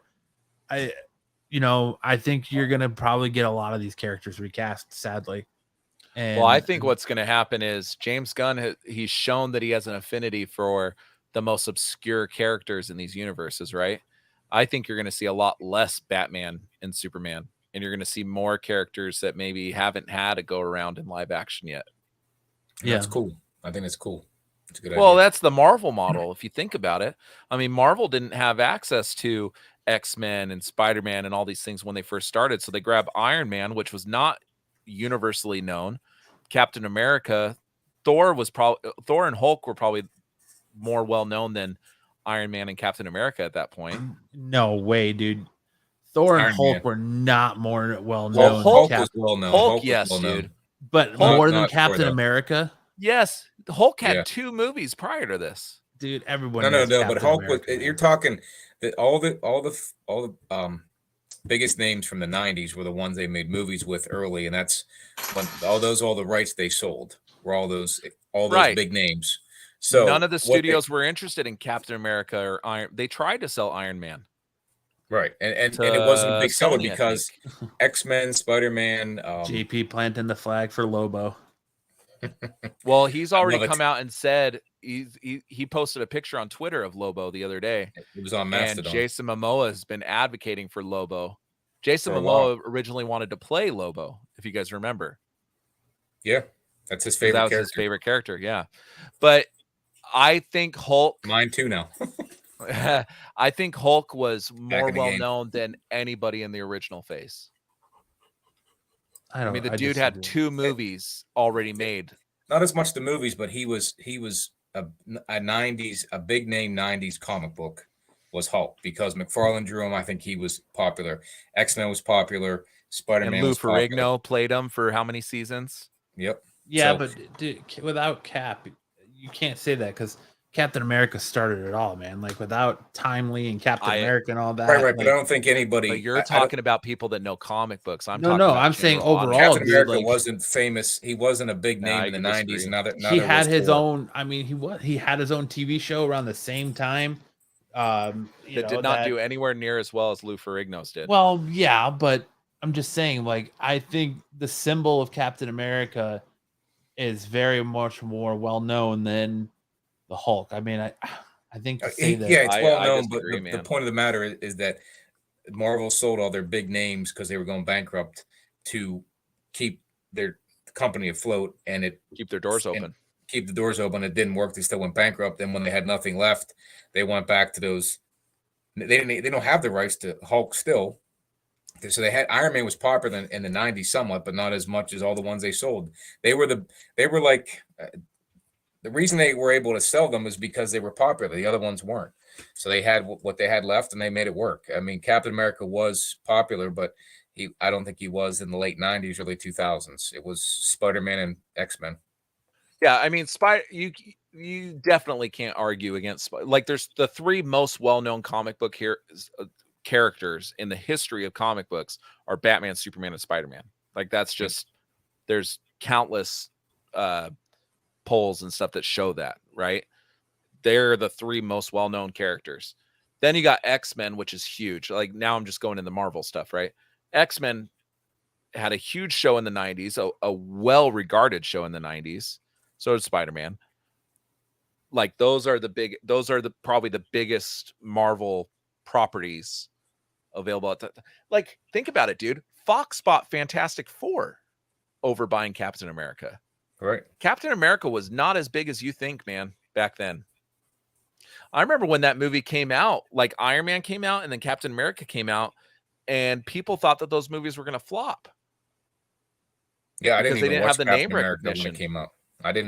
I knew him. I mean, I knew who Captain America was, but he was not one of my favorite. He wasn't popular. Like back in the game said, no one cared about Captain America back then. It was the ones you mentioned. But what's funny is I have a 2005 Marvel stock or a annual stockholder report, and they talk about the movies they were going to make and what they had left. And Iron Man, and there's a bunch of them on there. I'll have to find it, but Captain America, Iron Man were on there. That's their plans back then because that's what they had left. That was what we're going to try to sell. I'm reading this article right now, and the name of the article: who were the most popular superheroes in Marvel Comics before the MCU? Spider-Man, X-Men, Fantastic Four, Hulk is what they have pictured. Yeah, I don't disagree. Well before RDJ started taking flight as Iron Man in 2008, which explains why they sold away those characters' rights to Sony, Fox, and Universal, because their rights would sell for the highest price. Yep. Which is the point JP was making. So they made good with what they had left, and now they're kind of messing it up again. And DC has a chance here to take their lesser known characters and do well with it. Because I mean, it gets tiring. I like every Superman movie. I like every Batman movie. You know, in one way or the other. But it'd be nice to see somebody new. Well, I want Affleck. Matt, you like Affleck, right? yeah, I like Ben Affleck as Batman. I thought he was fucking awesome as Batman. I agree. Ben Affleck. Oh, go ahead, JP. Sorry. I was just saying maybe it's time to just start off fresh, nice Lobo stealing movie, and bring the other characters in as things get revved up. You know, as you establish. I forgot we changed gears to DC. Right. I'm just saying, Lobo, like, what are we talking about here? But I'm saying in the same light as what Marvel had left to use is the same thing DC needs to do is start fresh. So yeah, but I don't want to go so obscure. Like they were starting to go down that road towards before Discovery bought them, where they were talking about like Wonder Twins and stuff. And I'm like, they got the kid from Riverdale to play one of them. And then there were certain characters that they were making movies for. I was like, this shouldn't be a starring character. Like this should be like Batgirl. I'm like, I'd much rather see her in a Batman movie. That's like making a movie about Pepper Potts, I feel like, instead of Iron Man, you know? I don't know. I think there's enough of the bigger name characters that DC can grab, like Marvel did with the Avengers. They were not popular in the 90s either. And when we get to Black Panther, neither was Namor or Namor. He wasn't anyone popular in the 90s either. Neither was Wanda, neither was Vision, neither was, and they made it work. So the right direction, the right setup can make it work. I assume that Joe's Doolin's talking about Justice League Dark. Is that what he's saying? Yeah, I believe so. Yeah. So he was doing a Constantine reboot and it got canceled. Zaslav has came through and canceled so much shit. The Constantine reboot, and apparently Keanu Reeves is coming back for that now. Didn't we talk about that on this show, Matt? Yes, he's talking about doing a Constantine too. Yeah. I don't know. I want Ben Affleck back, though. Ben Affleck, when he came on screen as Batman, I was like, dude, that's what I picture in my head, not fucking Christian Bale or, well, I can't talk shit about Michael Keaton, but not Christian Bale and Robert Pattinson. Like, Ben Affleck embodied what I saw in my head, But I don't know. I can't switch the slides. Only you can. And that leads us into our sponsor this week. We are back on the Manscaped board.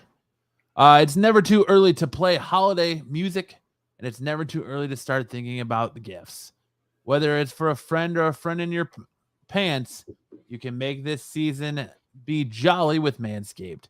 Do your little drummer boy a favor and use the Lawnmower 4.0 to invite another silent night in the bedroom. Then add in Manscaped's top-of-the-line shower products to have the people thinking, all I want for Christmas is you. Santa cares about his sack, and you should too. Look nice when you get naughty by going to manscaped.com using promo code AGeekPodcast at checkout for free shipping and 20% off. So Manscaped makes a great gift. I got it for the people in my life. You can get this new Lawnmower 4.0 package. If you can see it here, got to move it around. It's awesome, man. Yes, it is. It comes with some crop preserve for your balls, a little bit of ball deodorant for when you get a little musty down there and you're going to cons. What do they call that one? I love the name of that one. What's it called? It is called the Crop Reviver.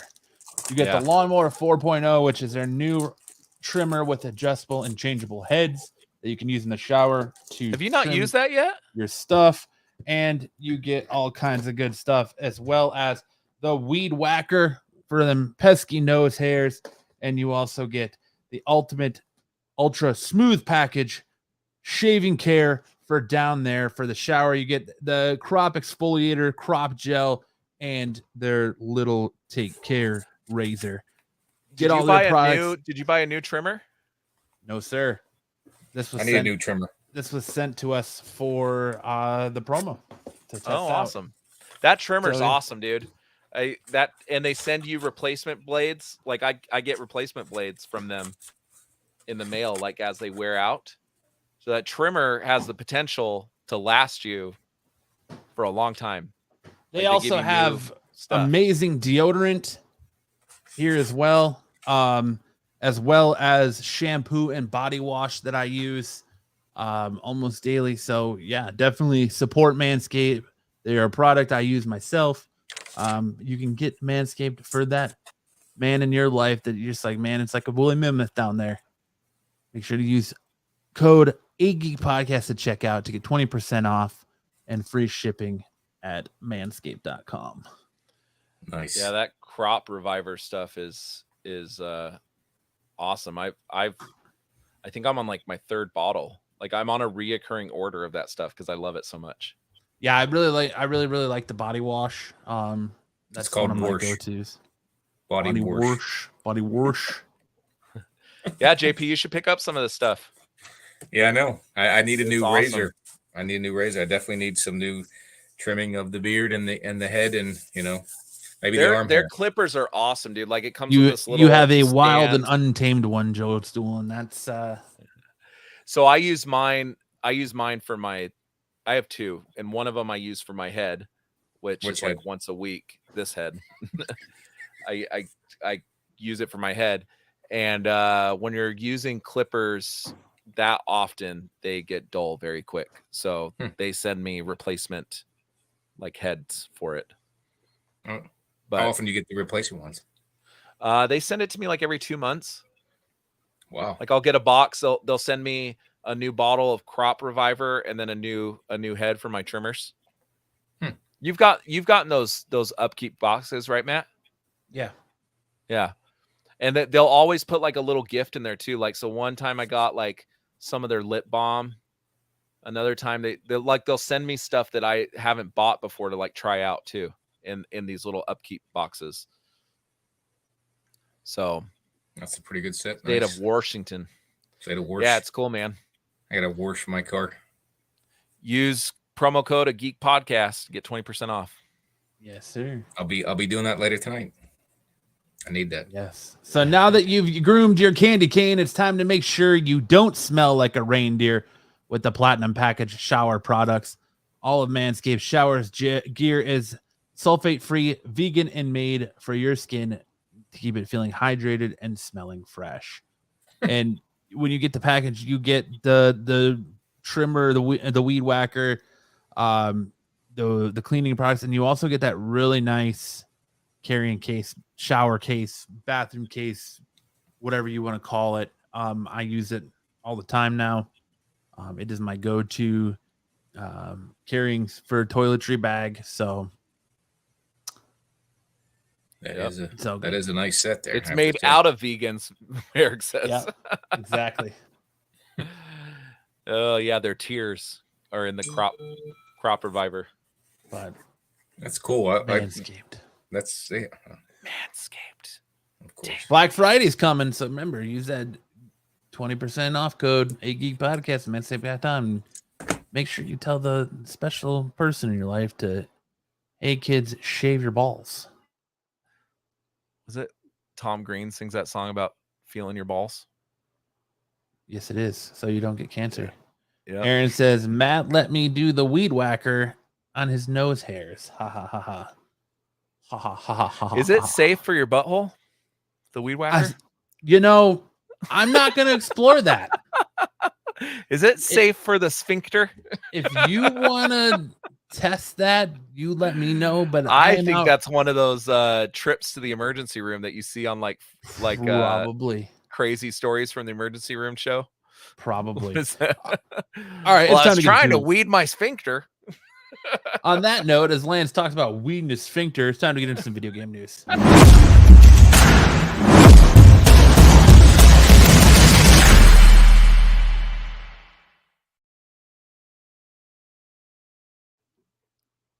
So, Slim Shady himself almost appeared in a film adaptation of Grand Theft Auto. As reported by Eurogamer, Eminem almost starred in a Grand Theft Auto film before Rockstar Games president Sam Houser turned the idea down.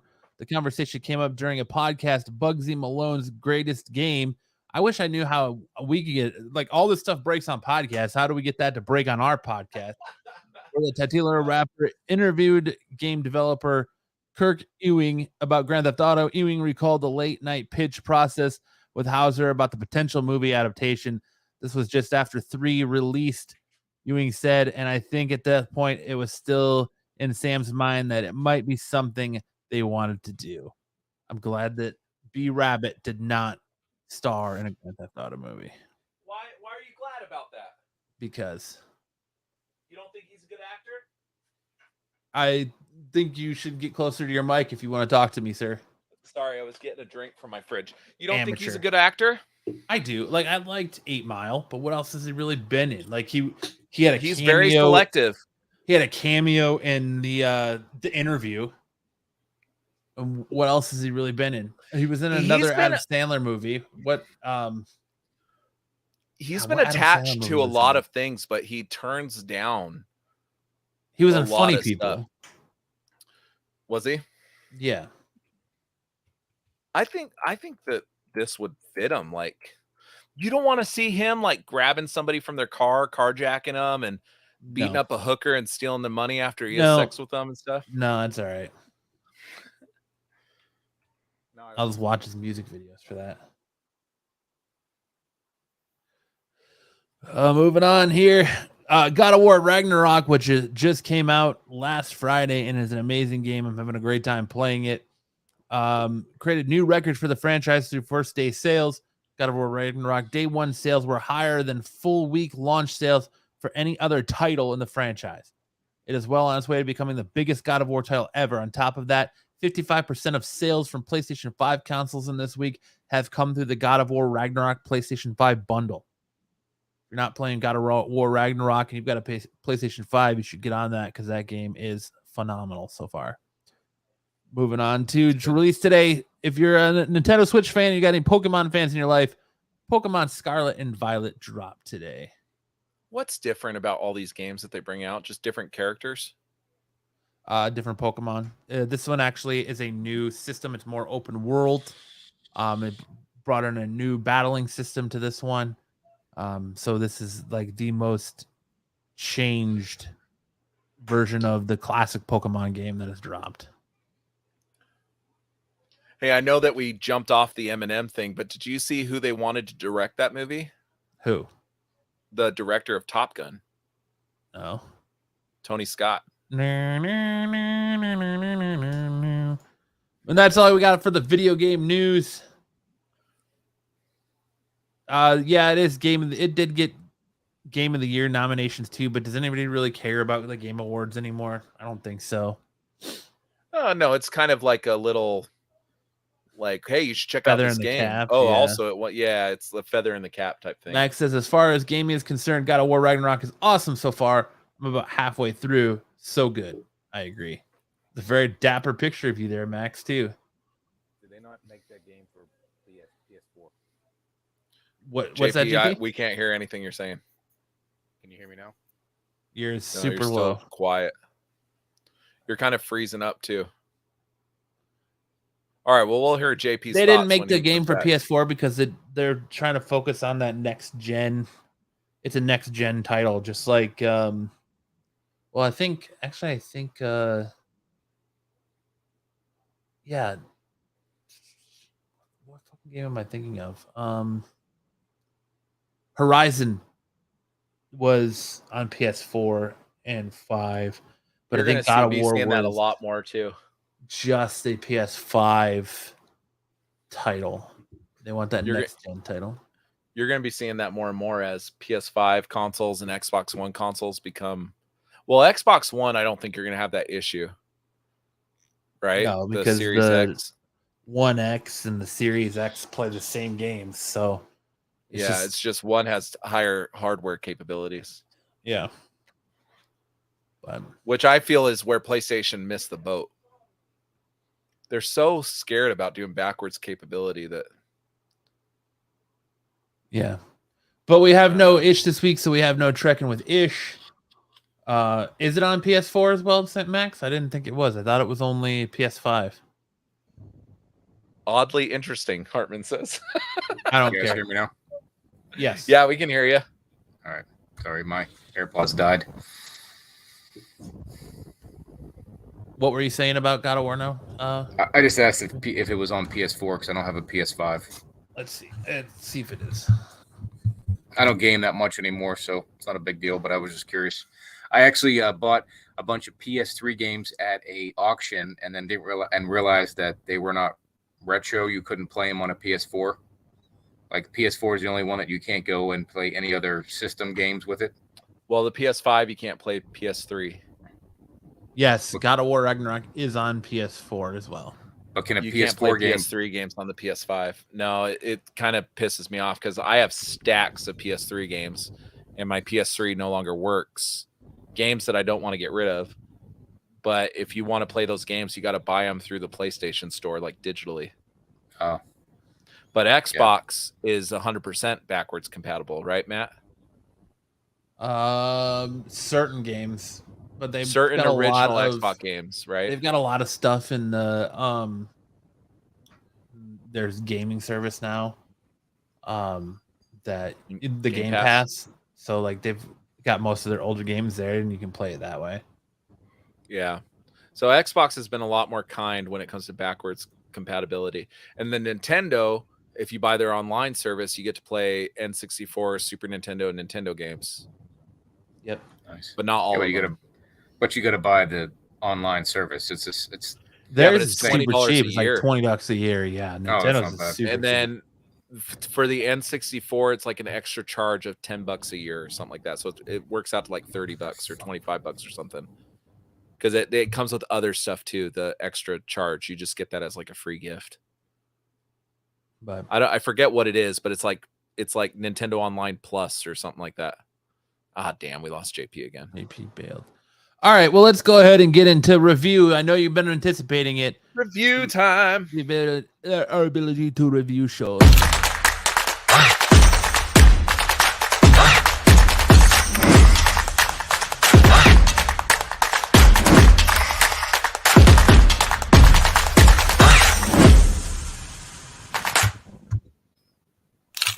Don't be a dick. Silence your cell phones. All right, here's the time of the show where I'm just gonna let Lance and Are we going in JP spoiler mode? Can we go spoiler? Go spoiler Or- ham on this movie because I haven't seen it yet, and I don't know when I'm gonna get to see it, so I don't care. So, Ish had a lot of negative things to say about this movie, which kind of bummed me out because it's the first time I went to a Marvel movie since Spider-Man, where I kind of was like smiling ear to ear for the majority of the movie. JP, do you not agree? I looked forward to this movie, and I did enjoy it, but it was not it would be my top 3 in Phase 4, but not my top 5 out of all Marvel movies. Put it that way. Yeah, I would say it's probably the second best movie for me of this phase, next to Spider-Man. Yeah, But so the story I mean, you guys all know the synopsis of this movie. I mean, Black Panther has died. He dies from an off-screen illness. It does kind of time jump a little bit, doesn't it? Like a year later. Yeah. Yep. Yeah. So the beginning of the movie talks about him. It's Shuri trying to save T'Challa. She's unable to, obviously. They go to the funeral, and then it jumps a year forward. So there's already a little bit of a time jump in this. And it gives you some backstory for Namor. So Namor is 600 years old or something like that. He was in the time before the Spanish conquered the Americas, right? And started enslaving his people.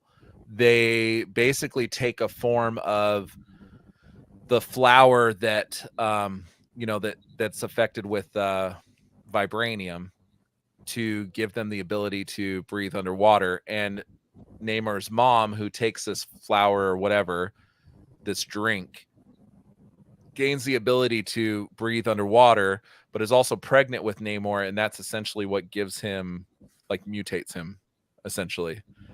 And he's born with his winged feet and everything. And because of his mutation, he's able to live a lot longer than the rest of his people, right? JP, correct me if I'm wrong at any point. You're right. I think his sister and the other guy, whoever the other guy, the bigger guy was, they live as long as he does. Do they? But I think they all But he lives the longest, right? Because I remember them saying something like that in the movie when he's talking to Shuri. Right, but I think his sister, is it Namorita or Namora? What is it, Namorita or Namora? She's still alive, so she's got to be, unless she's got to be as old as he is and the other guy too. But the majority of it, that's what gave him the ability to live as long as they do. But he's the only one that can breathe out of water and in water. His sister can't. Right. They have to have special devices over their noses. And what's kind of crazy is I didn't realize towards the end of the movie that they're only blue when they're out of the water. Right. Yeah. Yeah. Towards there was probably 15 minutes left of the movie. And I'm like, oh shit, they're normal human color underwater. What's up with that? And yeah, I noticed that too. I didn't like their underwater world, and that's something we can get into later on. But yeah, so go ahead. Their underwater world was a bit confusing. So basically Namor captures Shuri as well as Riri Williams, which that name is going to have me stumbling every time I try to say it. They capture them because Riri Williams has developed a device that senses vibranium. And what in the beginning of the movie, they have a very brief appearance from Lake Bell, who I absolutely love, Lake Bell. What a name. She is a scientist. They're trying to mine vibranium in the water. The Namor people, what's the name of their people? It starts with a T. I don't remember. They have some name. It's not Atlanteans. What is it? Telecans. Yes. Telecans, yep. So they go and basically kill all these scientists that are trying to steal vibranium. And what this does is this device that senses vibranium scares these Namor's people so much to the fact that they think that now they have to come out from hiding and defend themselves and kill everybody before they enslave their people again, because that's Namor's whole thing. When his mother dies as a child and he goes to bury her in her homeland, he sees that his people, that the people that he's ancestor of, are enslaved by the Spanish. I'm assuming it's the Spanish. Yep. They come in there Conquistadors. and conquistadors. Yeah. They're enslaved. And so he's so worried about being enslaved. So they find out they have this device that's going to bring the surface people closer to their people, and they're worried. So they say, okay, well, we're just going to bite first. Go to the Wakandans and say, hey, if you don't fight with us, then we're going to beat you up too. And you need to find us a scientist, or I'm going to come back here and kill all you. Right. And Shuri and Michonne, which I can't. Thank you. She's Michonne to me always. They go find Riri Williams. Once they find out she's the one that developed the device, realize she's just a girl, and decide, hey, we're going to bring her back to Wakanda so we can protect her. And basically, they are stopped by Namor's people, who then steal Shuri and Riri, Ironheart, for those who don't know. And then Nakia is propositioned by King Ramonda to go and save Shuri. And she goes and saves both Shuri and Riri Williams. And that pisses off Namor. And then Namor, they kill one of Namor's people while they're saving Shuri. And then Namor goes on a full-on attack on Wakanda. And that's basically where all the conflict is. And by the end of the movie, if you don't know, Shuri beats Namor. And but in that battle, when he goes after Wakanda, he kills the queen. Yeah, kills King Ramonda, who dies saving Riri Williams. Correct? Yep. So sacrifices her life. So then Shuri has a lot of stuff that she has to go through, and she's like pissed off that this guy killed her mother, and decides, hey, I'm going to become Black Panther. And goes to the afterlife. What do they call it? The astral plane, right? Is that what they call it? Yep. And sees none other than Killmonger there. And Killmonger says, hey, you're more like me than you know. You're doing this for revenge. You're less like your brother than you think you are. It's okay to do this for revenge, blah, blah, blah. So basically kind of corrupting her a little bit. And by the end of the movie, she beats Namor by drying him out, right? Because they find out that he basically soaks oxygen through his skin, and by drying him out, that's where he gets his powers, so they can defeat him that way. Kills him and says, hey, or not kills him, but defeats him and says, hey, bend the knee, and now that I beat, like, do you yield, and you're going to be of my service now. So basically, their people are kind of Wakanda's little bitches at this point. Yeah.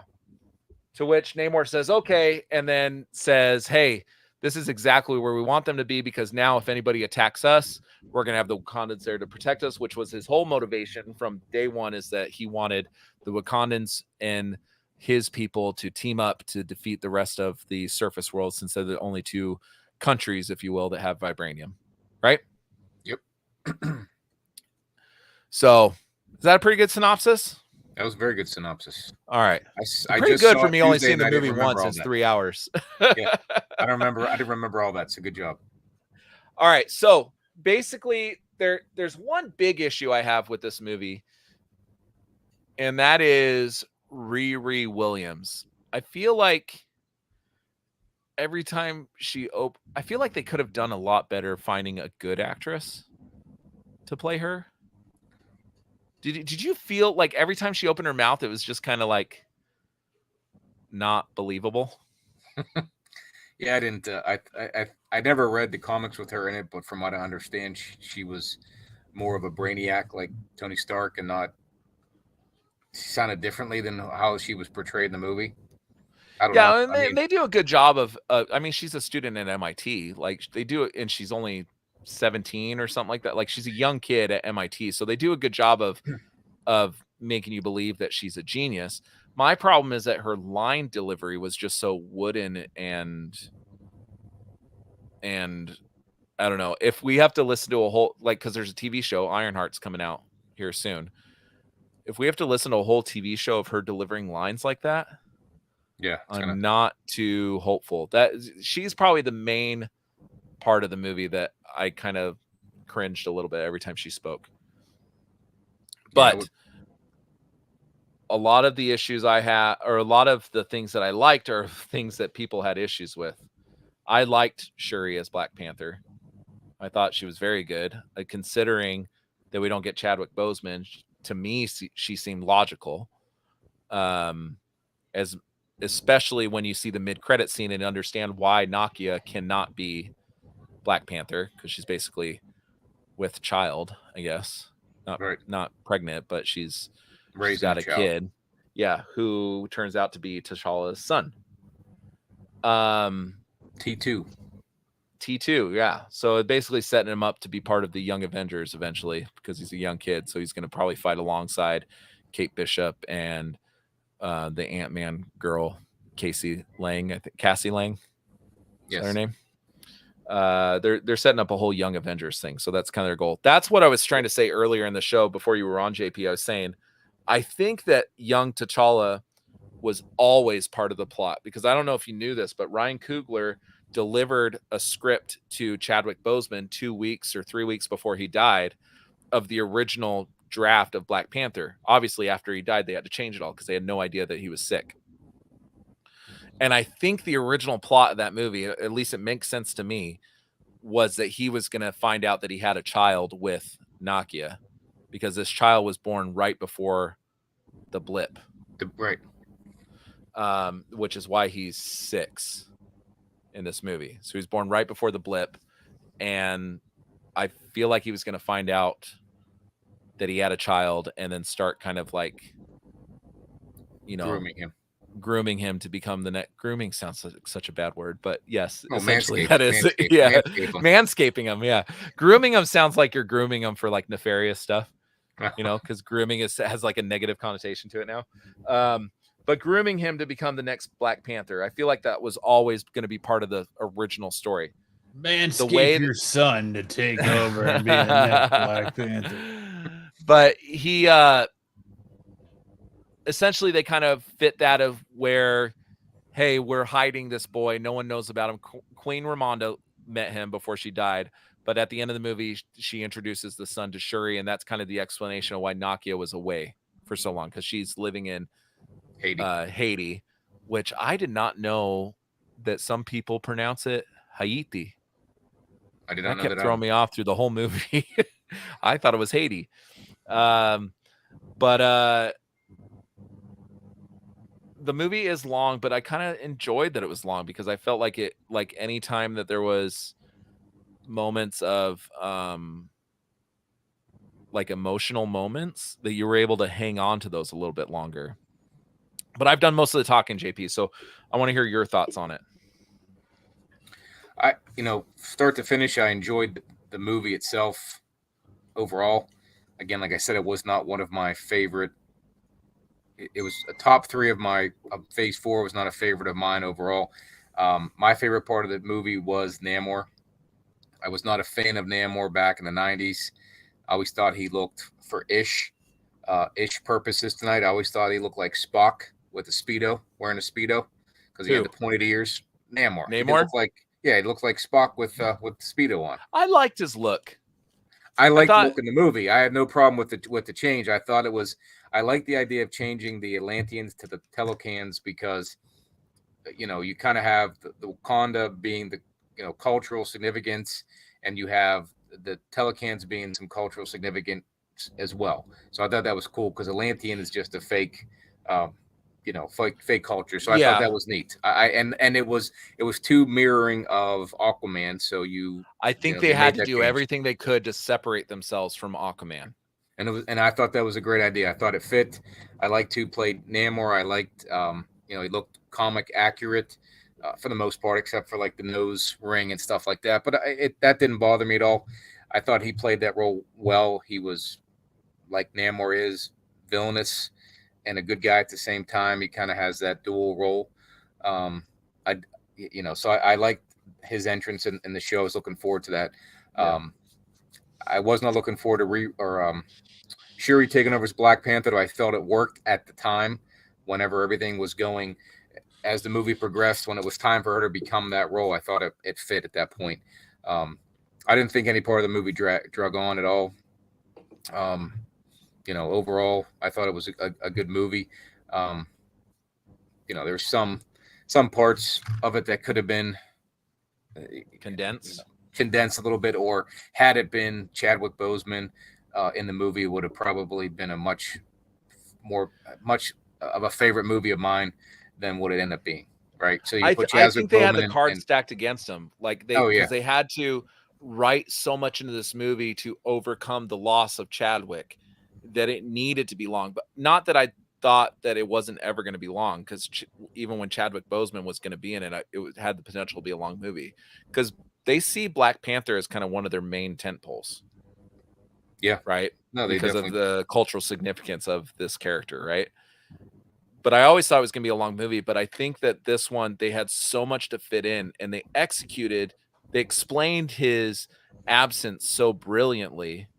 Right. Like, they did a good job of explaining what happened to the original Black Panther. Would you agree? Oh yeah, I thought the beginning was great. I was like, how are they gonna make it like what happened to him? And again, he's Black Panther. He's invincible, but he died of some disease that we don't really know anything about. But I thought it was very touching how they did it, and that beginning scene and how they fast forward a year and the grieving part of it. I thought that was all really good.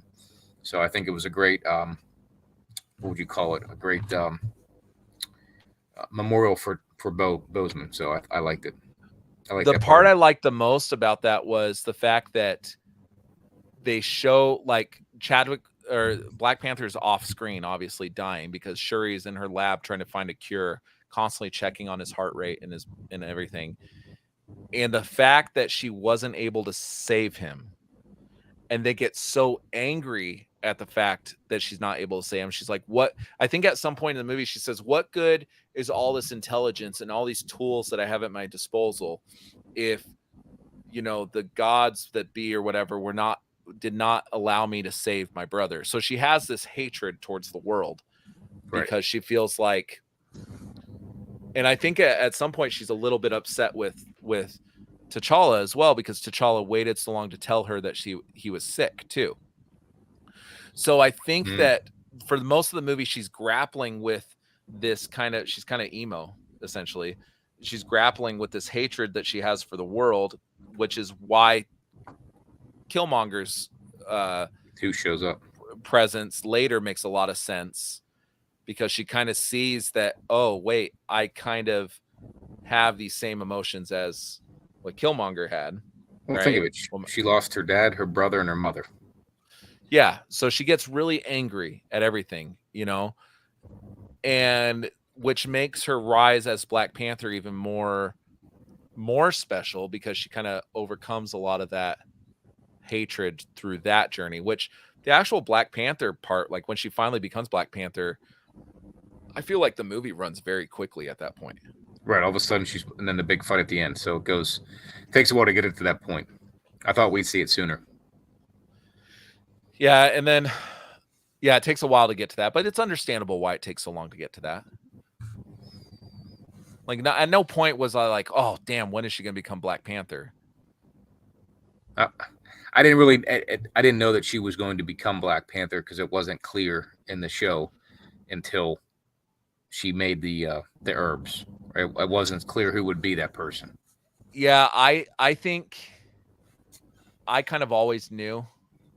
I mean, look at this poster right here. Who's front and center? Right. We look at the poster. You look at some of the what do you call it? The trailer. It looked like a woman, so I don't know if it was not Okoye, but Nakia, right? Nakia, the mother of T2. Is it Nakia? Who's the woman from Nope, or not from Nope? Yeah, Nakia. Nakia. I thought it could be her too. So it wasn't clear who it was going to be. At one point, I was starting to think it could be her, but I quickly figured out, oh, it's not going to be her. When she wasn't there and she kind of like stepped away from Wakanda, you know, I kind of already knew, like, so when it first shows her in Haiti and Queen Ramonda goes to see her and Queen Ramonda knows exactly where she's at, I was kind of like, oh, she's away for something other than she just doesn't want to be where her lover was. Like I saw the writing on the wall that she had a kid. And as soon as I figured out that she had a kid, that's why that mid-credit scene was not a huge surprise to me when it finally came about. I was hoping, but when I figured out she had a kid, I said, oh, there's no way she's going to be Black Panther if she has a kid. Because what mother is going to put themselves in life or death situations constantly like that? True. And Black Panther has to be royalty too, right? So the only logical things were M'Baku or Shuri. Yeah. Doesn't Black Panther have to be royalty? Of royal descent of some kind? I think so. But they didn't have a Black Panther since T'Challa died, so it wasn't like anyone fit the role. They just weren't going to have one. So I don't know if someone was going to step in just because somebody had to save Wakanda from the Telokans. So I that's why I was wondering if it was going to get up to that point where someone just had to step in and put the armor on and go. And that's not what happened. But I kind of had thoughts around that. Yeah, I thought that rose was or the flower, the vibranium flower or whatever that they eat to become Black Panther. I thought that had some cultural significance to the Wakandans, that it was only available for royalty. Because in my mind, I'm like, hell, your whole country is under attack. Why don't you all just take the freaking flower and all become Black Panther? Yeah, exactly. Right? Why are you making new suits for Michonne and the other lady that looks like Chris Bosch? Okoye. Her name is Okoye. I know. She's always going to be Michonne. I can't remember for some reason Okoye, but I remember Michonne. Why are you making them these new like Power Rangers looking suits? And you got M'Baku here, who's like tough as nails. You got all these people. Why not just feed them all the flower and make them all Black Panther suits? Have a whole team of Black Panthers. So there's got to be some reason for that. Well, I mean, put it this way: if Nakia was the girlfriend or the whatever of T'Challa, why couldn't she do it? She's not royalty, but she would have been, I guess. So I don't know if it's that. Who knows if that's the exact reason, but I would have thought give it to M'Baku because he was a badass. Almost got his chest caved in when he got punched and everything. He's awesome, dude. Yeah. I was like, I want to see a show of just dead. him. Well, and here's the thing I wanted to anyone of royalty can step in like that black guy who he's talking about, M'Baku. But he says the flower can kill you too. But I mean, Killmonger took it pretty easy. T'Challa took it twice. Shuri took it. So far the death count of that flower not too high. Yeah, the probability's low. So would it not be worth the risk at that point? Yeah, I take it. Hell, you just get 6 of your closest buddies to take it, and if 5 survive, that's better than 1 Black Panther. That's right. Hell, see what happens. You need just one of them. I just thought they were going to try to. I was hoping they were going to make the new Black Panther come from this movie, right? So whoever was going to take the mantle over from now, I thought you'd see them full suit in this, and Shuri still could. I just don't think she's long live in that role. And I think they want to get off the Letitia Wright train. I think Disney wants to get off that train. Yeah, she caused them a lot of issues during this movie. So I think one more movie as her as Black Panther, and then you're going to start seeing young T'Challa become part of the Young Avengers. And that's fine. I just was hoping you would see somebody I don't know. I was hoping for other things in this movie that didn't come to fruition. So I hope for a Doom connection somewhere in this movie. I was happy with the Namor stuff and Namor, however you pronounce it, and I was hoping to see whoever was going to be the Black Panther that was. And again, in Secret Wars, Black Panther is supposed to be significant, correct? In the Secret Wars 2015, he's supposed to be significant. So I was hoping whoever was going to come from this movie would be the person that would be in Secret Wars. Yeah, but they're going to have a lot of characters that they have right now that are in Secret Wars that are not significant in Secret Wars, right, Matt? Well, say that again. Aren't they going to have some characters that are in the MCU right now? Some characters that are not significant in Secret Wars in the comics. Correct. I mean, again, Endgame and Infinity Wars. It Adam Warlock was the guy who got the gauntlet, and that didn't work out that way. So I guess you can change it, but I was just hoping with that storyline. I mean, they changed it in Civil War. Black Panther kind of took the mantle of what Spider-Man did in the comics. I didn't know that. I didn't read the Civil War, but again. And what do you mean as far as like? Well, they went and put Black Panther in Civil War because they didn't have access to Spider-Man at the time. They didn't get access to Spider-Man till halfway through the script, I guess, or something. So Spider-Man was kind of pigeonholed into their movie because that Sony deal. Black Panther was never played that role in the original Civil War comic. Yeah, you can always change that kind of stuff up. Yeah, but the Civil War movie is loosely based on the. Well, it's hardly based on. I feel like we've had this argument before about Civil War to the comic. Civil War is like one of my favorite books. I love that book. Take it easy, Eric. But Black Panther. What I read about when they were filming this movie is Black Panther was kind of put in that to take up that role, what Spider-Man does in the comics. I think at the end of Civil War, doesn't he say he's going to open Wakanda to everyone or something? Yeah. Which is kind of like Spider-Man's reveal of, hey, I'm Spider-Man. No, isn't that at the end of the first Black Panther movie where he says that they're going to open the borders of Wakanda and he'd start like their outreach program, yeah. Does he make himself known that he is Black Panther at the end of Civil War? I think they knew it's been a while since I've seen that movie because I don't much care for that movie. For Civil War? Yeah. But I made the mistake of reading the book before I watched that movie. Like right before I watched that movie. Spider-Man was significant to that story, not just because he unmasked, but because he really was the only character that played both sides. Which Black Panther eventually does, but really the character in that plays both sides is Black Widow. Right. Yep. Yeah. But again, they go back and they make changes to fit the movies because the MCU and the comic universe are different. So if Black Panther isn't in Secret Wars, that's fine. But I just really the only thread from the Civil War comics is the Sokovia Accords, aka the Human Superhero Registration Act. Yeah, in the comics, that's like the only real thread because the events of Civil War were so much more significant and they involved the Fantastic Four, X-Men, everybody. They literally shot Hulk into space. Namor plays a big role in that.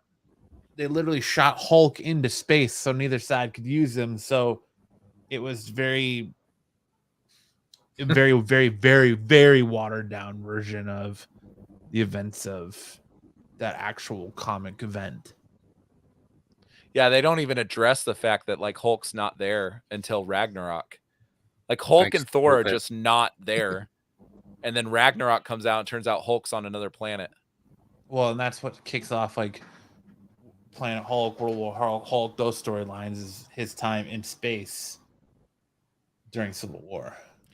Yeah, there's quite a few characters that are significant in the Civil War comic that aren't in the movie, like Black Bolt, Namor, Mr. Fantastic, like that whole Illuminati. Then at one point, doesn't Captain America gets killed, right? Or is it he gets or killed is it Punisher after. that gets killed? No, Captain America gets shot in the throat. And then which Punisher one? brings him in, right? His dead body. Right after the events of Civil War, he gets shot. Captain America gets shot in the throat, and that's when Bucky Barnes takes up the mantle of Captain America, and then Steve Rogers comes back And becomes and Nova. he becomes Captain America again. He Yeah, does. that's right. Nova's not in that. No, he does time as Steve Rogers, and then he does time as a couple other same character, but go by a different name. And But then, yeah, it's in name only, essentially. Civil then he War. loses the super soldier serum, and then Sam Wilson takes over, and yeah. So, But I don't know. I like this movie, man. Like, I thought it was a good addition. I thought it kind of took the bad taste of She-Hulk and those other things that we've been complaining about out of my mouth. Like, I thought it was kind of a return to form a little bit for Marvel. But right now, as Phase 4 stands, and someone earlier said that they liked Hawkeye, WandaVision, Doc Strange, and Loki. But was WandaVision considered Phase 4? Yeah. yes. All those were? Yes. So I'm putting it second as far as movies are concerned. I would put Doctor Strange above this one. So Marvel's Phase 4 Starts is with WandaVision. Starts WandaVision, Falcon, Winter Soldier, Loki, Black Widow, Shang-Chi, Eternals, Spider-Man, Thor, Love and Thunder, Multiverse of Madness, Black Panther, and then of course, Miss Marvel, Hawkeye, and What If, and then rounds out with. So, I would put Spider-Man, Shang-Chi, and then probably a tie for third with Doctor Strange and Wakanda Forever. That's how I would put the movies. The TV shows are different. You can separate. I liked Shang-Chi, but I definitely like Doctor Strange more. And I like Wakanda his Forever name better isn't than Shang-Chi. It's Shang-Chi. Shang-Chi. Nope. It's Yes. Shang-Chi. No. Yes, the actual It is actor not keeps saying Shang-Chi. Shang-Chi, so I keep checking myself. Well, it's not Shang-Chi. Sure. And his name in the movie is Sean, and it's a derivative of Shang. No. I'm telling you, dude. No. It's all I'm right. telling you. It's all right. It's all right. See, people agree with me. Max, nice. Yeah, but Max did not like Sam Raimi's take on Doctor Strange, and I loved that. I Neither liked did it. I. Yeah, I Matt, liked you didn't it just like because I it? was happy to see him back. No. Like Sam Raimi, it was very Honestly, very I much feel like tell was a Sam Raimi movie. other than Spider-Man and Shang-Chi, I feel like the other movies I can't count Wakanda Forever yet because I haven't seen it, but I think that speaks volumes to me though. Like, I have to see every Marvel movie the night it comes out. Otherwise, like, I'm like, oh my God, I don't know what I'm gonna do. And I still haven't seen Wakanda Forever, and I really don't have an interest like to rush out and see it. Well, you got to see Black Adam first, then you can see. I've seen Wakanda, Black right? Adam. Oh, you did? Yeah, I saw I Black thought you were Adam. boycotting that one too. Yeah, no, I ended up seeing Black Adam. Okay. Oh But, yeah, well this will take the bad taste of Black Adam out of your mouth. I don't know, just everything I've Max, seen. you liked Doctor Strange, but you did not like it near as much as I did. Everything I've seen about this movie, man, it just looks like it's like just so slow and boring. It is It very wasn't- long. It might not be it your wasn't kind of boring. movie. It wasn't boring, I'll tell you that. The I didn't love action the movie, scenes, but it was not boring. Ish was complaining about the CGI, and I thought it was the best No, it's- CGI I didn't Marvel's like the way done since Spider-Man. I didn't like the way Namor flew, but in the credits in I the trailer, it loved did it. look. I didn't like it in the trailer, but in the movie, it looked good. So I was Like like, when oh, he's gonna kind of look stupid. jumping, like he's like Yeah. leaping through the air. Oh, dude, I thought it was so fucking Yeah, I awesome. thought it looked good, but I thought in the trailer, I was like, oh, this is gonna look stupid. But it actually looked pretty good. So overall, I thought, I thought it was good action wise. I thought the pace was good. I occasionally looked at my watch, but that's because I was like, well, it's got to be coming to the end soon because I kept checking how much time was left to see like when the big fight was going to happen. That's all. Yeah. What? No, because I was bored, just because I want to know where we were in the process. So my opinion might change. I saw it right after Matt's wedding. I went the next morning and went and saw it. And it might be this big shiny thing that I saw my first time. And when I see it again, I might change my opinion because my boys want to see it. Oh, so it might be your Captain Marvel. Yeah, I was exactly what I was thinking. So right now, I loved it. I probably will take a second when I see it again just to see if my opinion changes on this show. I have to say that I was thinking this when I watched this movie. The original Star Wars were great, right? Whenever episode 1 came out, I loved it. But as you go back and watch it, again, Darth Maul was cool, but it doesn't hold up to the original. I don't think anything that Marvel does will hold up to Endgame. Unless Secret Wars is awesome. I think it's Secret really, Wars and Kang Dynasty have the potential to be huge. I hope it will, because I don't think they can match Endgame, and I think I'm still waiting for something to match that, and nothing yet has matched Endgame in my opinion. So every movie's kind of a letdown, except for No Way Home was awesome, right? Because you got to see all the Spider-Man. But I think No Way Home was kind of Spider-Man's Endgame. You know what I mean? Like his own little, because it was this team up thing. I think that the issue that I think that you're not alone in that, JP, but I think that you have to stop comparing it to because you can't top Endgame every time a new movie comes out, right? Because that's their big like accumulation, right? Of all these of 10 or 15 years of movies, or however many years of movies there was when Endgame came out. Secret Wars is what you need to compare to Endgame. These you have to compare to, like, this would be in the same vein as Iron Man 2 or Ant-Man and the Wasp, right? Like, it's the second movie of Black Panther. You have to, that's the problem I think Marvel's facing right now. We're like, oh, we've seen the potential of what you could do. We're like, well, no, we saved that for the big accumulation of everything, right? Like they're not going to do that every time, because then you're talking about movies that are going to get up to $1 billion in production costs. Yeah, I agree. Back in the game said Iron Man is what you compare him to. So that's probably accurate to compare them to that.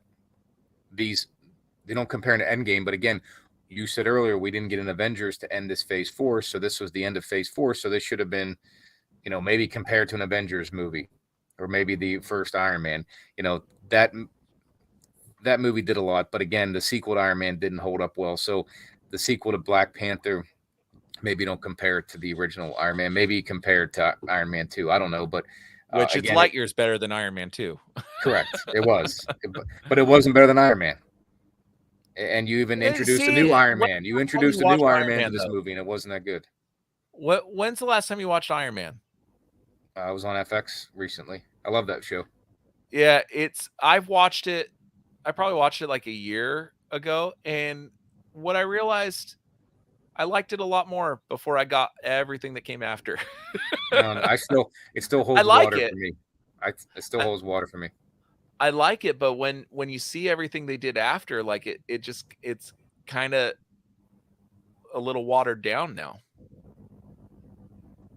You know what I mean? I don't know. It's like everything in that first phase compared to everything in Phase 3 and Phase 4. But do you know? Like, it's just so watered down. I could watch. I don't really care for Thor. I could watch the first Avenger again, Captain America, and I could watch Iron Man over and over again. I thought they were both, rewatchable movies over and over again. See, and I like Captain America better than I like Iron Man.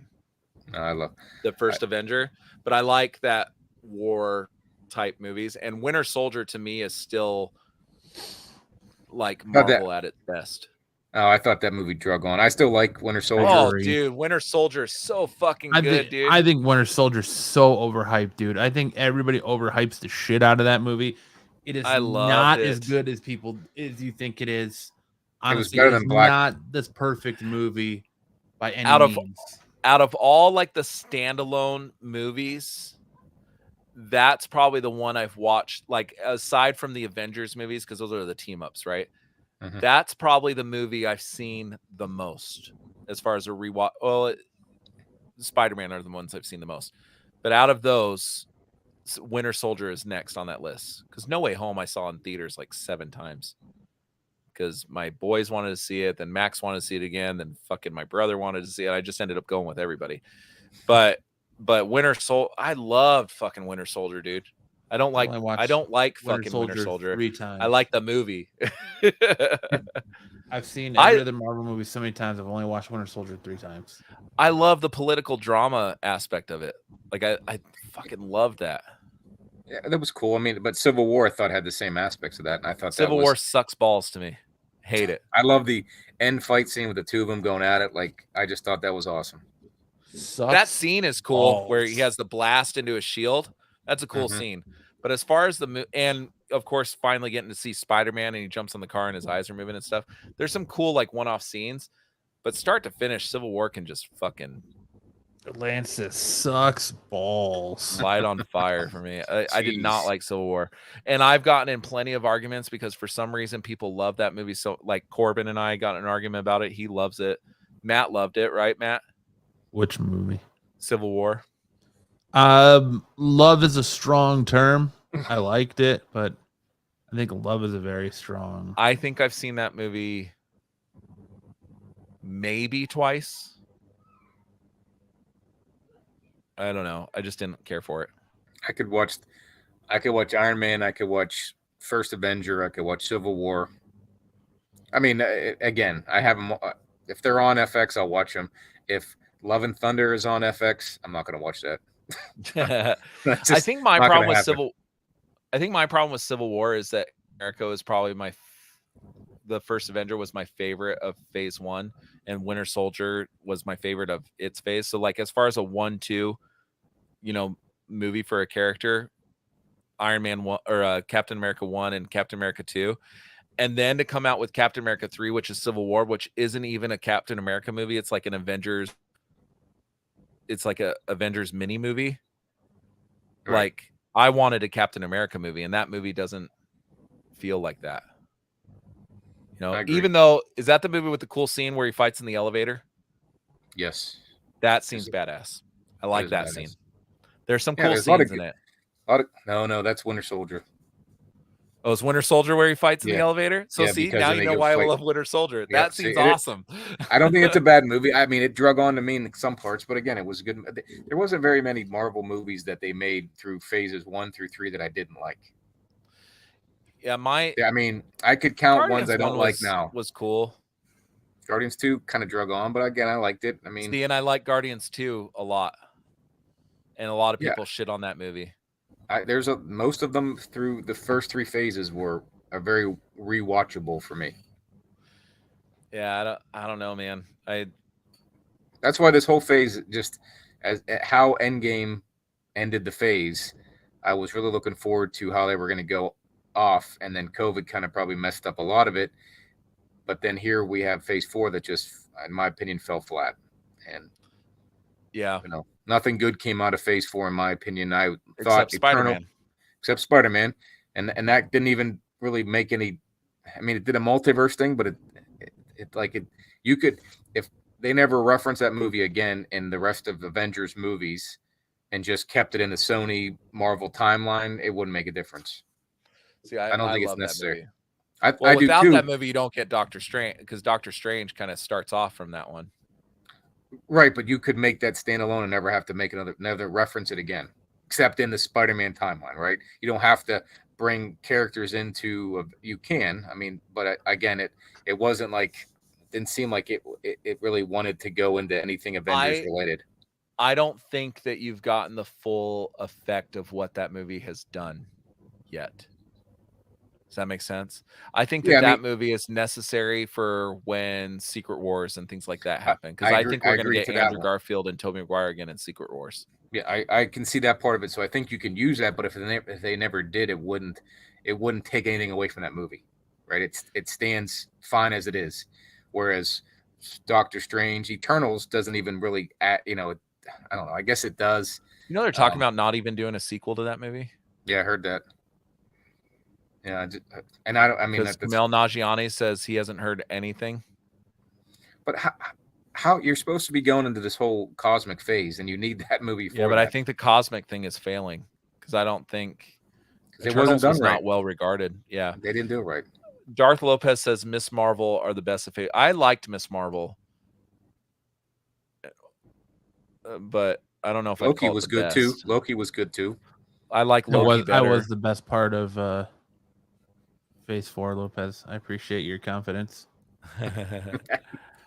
Now, what out of all the shows, what's your favorite show that they've come out with? In Phase 4 or just in general?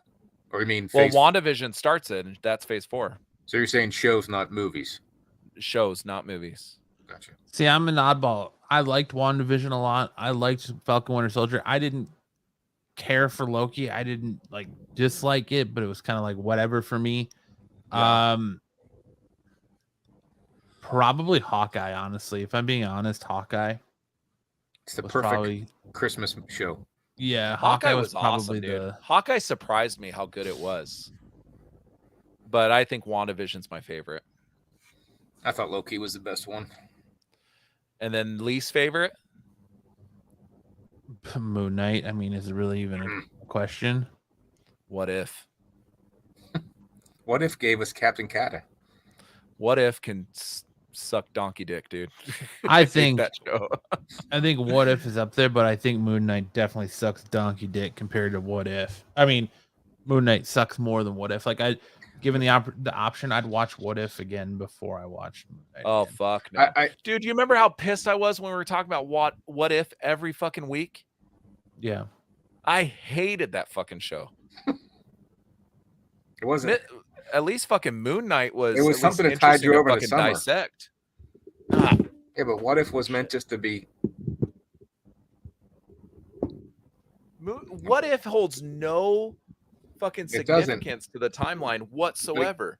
But didn't it come out in the summertime, so you didn't have to, get too invested in it? You just had to watch it and enjoy it. It wasn't like, what's this going to mean? Because everything seems to have Easter eggs in it. So even though it did, in a sense, because Captain Carter was in Doctor Strange, but still. Yeah, but I don't even feel like it was interesting, dude. I don't even feel like I was just completely. I don't really bored. get into the cartoons. I don't care. There's only 2 episodes that I liked. T'Challa episode was pretty good, and the Watcher Ultron fight episode. Mm-hmm. The T'Challa episode was only good because the dude died. Honestly, yes. If you take that away from it, yeah, but if you take that away from it, it's not that good. Like people praise that episode. Oh, I agree. Only that whole show's not good. But I'm just saying they offered some emotional weight that made it at least watchable, is what I'm saying. Like it's not neither of those episodes. When I say good, neither of those episodes will ever get me to rewatch them. I have no desire to rewatch either of those. But I'm saying they were like small bright spots of that show. That's like taking a piece of shit and dusting it off and say, "Oh, here's a shiny part. Here's a nice piece of shit." You know what I mean? Like, yeah, that show just sucks. Speaking of a nice piece of shit, let's move on from Marvel and talk about Titans. Are either of you watching Titans? I'm not. I haven't watched episode 4, but I'm caught up through 3. I have not yet seen this, and I think I'm going to go back and start this up. I'm trying to finish Andor. That's what I'm trying to do. I'm halfway through the new episode that came out yesterday, but so far I love Titans. I liked the first 3 episodes. I like that they're bringing the White Raven stuff into it. It's a good show. I like that. I think the guy they got playing Dick Grayson was like the perfect casting for him. There's not really one casting in this show that I don't like. Now, are we going spoilers? Do we want to take off the Wakanda Forever? Lobo's not in this. I don't know, because I don't want to spoil it for JP. He's gonna go watch it from the beginning. But go ahead. That's fine. Go ahead. I still got to finish, like I said, Andor and Cobra Kai before I get to this one. So you still haven't finished Cobra Kai? No. Cobra Kai, dude. I watched that all in one night. What It up, was that Ish? good. I like Andor too. There's not one casting in the show. Now, I'm going to say a pretty big spoiler here right now. Something that caught me off guard. First or second episode, they introduced Lex Luthor, who I thought was fucking awesome. And then they immediately, spoiler, kill him. Like, I thought he was going to be like a main plot point of this whole season. They kill him in like episode 2. Worth It was it. crazy too. Matt, did that catch you off guard when they kill him? No, I kind of figured they were going to because it's gonna. I think it's gonna set up. You got to set up something for Connor to be involved in this season. How do you kill off Lex Luthor in any of these things? Isn't he like integral to every storyline in DC? Well, it has to do It with makes something. sense. It has to do with like he's trying to basically seek immortality because he's dying, and he makes a deal with the occult. And, like shit goes south, and so they basically off him. So who are the Titans in this one? You got Nightwing. Who else? Nightwing, Beast Nightwing, Boy, Superboy, Beast Boy, Stargirl, Starfire, Stargirl's Raven, different. and Tim Drake, Robin. Is there somebody missing from here? It would be Red Hood. Oh, Jason that's what Todd. it is. Red Hood was big, and then Hawk and Dove are no longer in here. Yeah, that too. Well, Hawk is dead. I'm still gutted about Hawk's death, man. Still gutted over that one. But he left to go do Reacher, which is a fucking awesome show, so it's okay. But Tim Drake is kind of annoying me a little bit. Matt, would you agree? He hasn't done anything. That's He's kind of the I want to feel like learn he's how to just use there. his bow staff, and then he's just kind of there. But Nightwing, everybody else in this show. Okay, and I texted Max after I was done watching episode 3, and you get White Raven. I was like, dude, I feel kind of like a creeper because I saw her come on screen. I was like, damn, she's hot. And then I looked up her age, and she's only 18. Smoke show, bro. She's a smoke show. Yeah, she's I don't 18, care if she's dude. only 18. She's I'm still an 20 years adult. older than this girl. Oh, well. No, but I kind of thought she was cute the last season, which means that she was under 18 when I thought that. Who cares? Well, it just kind of made me question my morals a little bit. But when she comes with the white hair, dude, she's a smoke show in that white hair, more so than the purple hair. Absolutely. Yeah, and then Jinx was pretty cool. They introduced Jinx, which we all knew that because they had the costume reveals a few months ago. But I think she's going to play a major role in this. And then Nightwing, dude, Dick Grayson, he can kick some ass, dude. More so than I remember him doing from any other thing I've seen him in.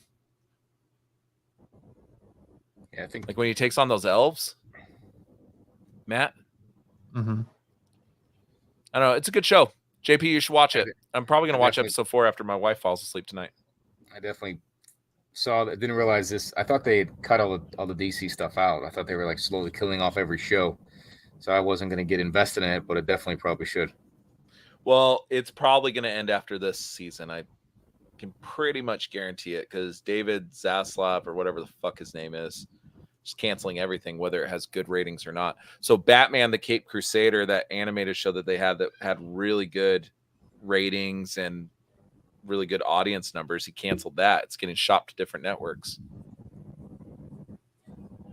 The guy's just trying to cut everything. He just canceled Stargirl, which had decent, as far as all the CW shows are considered, it had decent ratings. Probably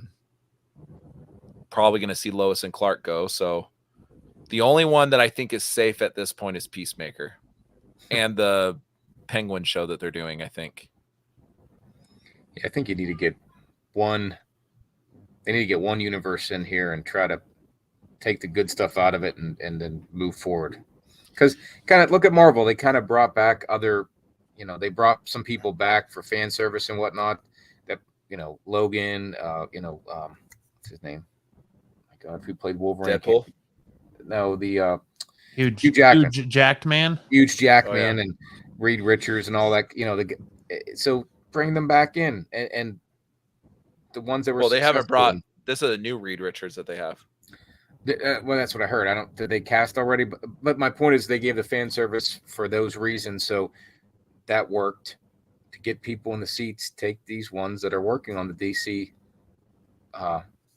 movies and shows, and catapult them forward, because that's how you're going to keep the fans involved. Because you keep changing things up, it just gets aggravating to me. I agree, but I think there's one thing that we're not thinking of when we talk about how they brought in all those characters into the Marvel universe is Kevin Feige has been a producer on most of those properties. Kevin Feige was a producer in all Sam Raimi's Spider-Man movies. He was a producer on the two Amazing Spider-Man movies. In fact, they sent him the script for both of the Andrew Garfield movies, and he kind of like fixed things with them. So he's been involved. This is a totally new regime over here. There's as far as the people running the show now, there's no affinity for those older characters that we have affinity for. So like we want somebody obscure, like, I don't know, like Grant Gustin to be pulled in or something like that. I'm just pulling a weird, they have no affinity towards that. Kevin Feige does. So I think that's the big difference. Is you're just going to see a lot of this stuff go and get recast. And I'd be fine with that too, if they're going to start fresh and not. And again, this Flash movie has, Michael Keaton in it. It has Ezra Miller, who they want to get rid of. They're talking about bringing Affleck into the Aquaman movie. Well, then it's not recast. So it's not recast. So it's dragging on. Yeah, but that is a universe that's on, like, I think all these auxiliary properties like Titans, Doom Patrol, all the CW stuff. So Stargirl started on HBO Max and then went to CW, but also simultaneously. I thought it started on the DC. Oh, yeah. But it started on the HBO thing. It did not start on CW. Is the point I was trying to make. Affleck. Stargirl has been confirmed canceled. Like this season, the creator said that they closed this season to make it like a firm ending. It's not coming back. The Lois and Clark thing, I don't know what's going on that, because that's actually doing much better than all the other shows. I think Lois and Clark has better ratings than Titans. Even think of this. You have all these different Superman, all these different Batman, men, whatever. Feige was able to bring the Spider-Man into one world and make it cohesive in a sense. And I think that Crisis on Infinite Earth was supposed to do that, but it was on a TV show, so it didn't have the same weight that a movie would have, I don't think. So there's too many chefs running around the kitchen here, in my opinion. So that's why they hired James Gunn. James Gunn's going to be and Peter Safran. They're going to be the architects. Jeff Johns is gone. Walter Hamada is gone. All these people that were involved in those old properties are gone. So James Gunn and Peter Safran, they've been brought in to continue what they now call the DCU instead of the DCEU. They're going to continue it. You're going to see all Jeff Johns properties go. You're going to see all of Hamada's properties get rebooted or whatever. I mean, even Aquaman, they're talking about rebooting a lot of it. And you're going to have to. You kind of have to ignore everything that happened before, except for the Suicide Squad and Peacemaker. You got to ignore everything that happened before Black Adam. Yeah, but then Black Adam has Henry Cavill in it. And you know what I mean? Like, it still connects to that old timeline. Yeah, but Ish was right about Black Adam, though. Black Adam's going to be a flop, and they're saying it's probably not even going to get a sequel. Did it die off? I didn't know because it died off hard, and it's not even making its budget back. Really? It made its budget back. No, it only cost $120. It is not you, but you got to think of You gotta double it. costs, You gotta double what it costs. right, because of all the fucking Marketing. advertisement for that movie, dude. I bet you they spent the same budget in advertising that they spent on So making right the now movie. it's 353 million. Yeah, it's not. You They're need to do calling like it a 700 million for it to be a huge success. yeah. 'cause They're saying that it's probably not even gonna get a sequel. So It's set to it's lose made $200 more. million. It's made more than. Oh, never mind. Excuse me. Aquaman made that it domestically. Aquaman made $1 billion, right? Yeah, with Globally. globally. Yes, thank you. I don't think it's a flop. No, it wasn't. It wasn't a flop. Black Adam Yeah. costs 195 million. 100 went to The Rock. It's just saying they need to make 800 million worldwide just to break even on the movie. I don't I think don't know. that's true in the least. Where is he getting James- that? There are a lot of articles. make Look it up. it- There's a lot of articles out there that saying the Black Adam 2 is not going to get a sequel because it's not there. It's not going to make its budget back. No, it's got to make that kind of money to make it look like a huge success. It Needs to grow 650 million worldwide to break even. Okay, so if that's breaking even, and that's not even Marvel movies do that, and Miss Marvel did that, or Captain Marvel did that, and that was nowhere near as much marketing that they put into that movie as they did in the Black Adam. Yeah, because they needed it to do well. Here's what James Gunn's not taking over till 2023, till after Guardians 3 is done. Well, he's already writing the Bible, though. He's come out and said he's writing the DC Bible, is what he's saying. But what they need to do is finish up the stuff they have now, like Titans here, do whatever's left, get it done and out, and then start fresh in 2023 whenever he takes over. Whatever movie they make probably will take till 2024, 2025 anyway, but start fresh there. Finish these off. Finish them off in some way that leaves it open to bring it in to the new universe, but doesn't have to, right? So just finish these shows off so that they end well, and then start fresh. I think don't hold your breath on how Titans and Doom Patrol went. Wakanda made the same you amount can't of money compare in it 3 to Wakanda days that Forever. Black Adam did in over 3 weeks, and Wakanda had 0 movie stars We in it. always knew that any Marvel movie is going to gross more than a DC movie. That's just the fact of the matter. I mean, This even was a Thor: Love DC and movie Thunder. with The Rock in it. This should have done better. I think the only reason it made any money is because The Rock was in it. And well, true, but overall, that was a good movie. What's his name? Who played Dr. Fate? Did a good job. Hawkman was cool. It was a good movie. It's too bad. And the other reason Black Adam is not performing as well as some of these other things is that there's no China release. And There most you of go. these global numbers come from China. China is fucking huge when it comes to the global box office. Yeah. Why aren't they releasing in China again? What was the reason there? Was it because they're still in lockdown or something? No, it's there's something in the storyline. Oh, is it something? Chinese theaters have banned Black Adam Because they smelled what The Rock was cooking, and it didn't. No, smell I need to find great. out. They always have something like. Was there a gay theme in there somehow in the movie? I don't remember it, but that's usually what China pushes back on, something like that. That happened in Doctor Strange. They wouldn't show it in China because of that. So apparently Pierce Brosnan is a Dalai Lama supporter. Oh, that's why. a stupid reason. Okay, because there wasn't a Doctor Strange that they wouldn't show it in China because of the 2 lesbian mothers. Yep. Brosnan once wore some Tibetan beads that are associated with the Dalai Lama in an interview. Those are probably anal beads. And that's why Black Adam is getting banned in China. I agree, JP. That's dumb. No, they've done it.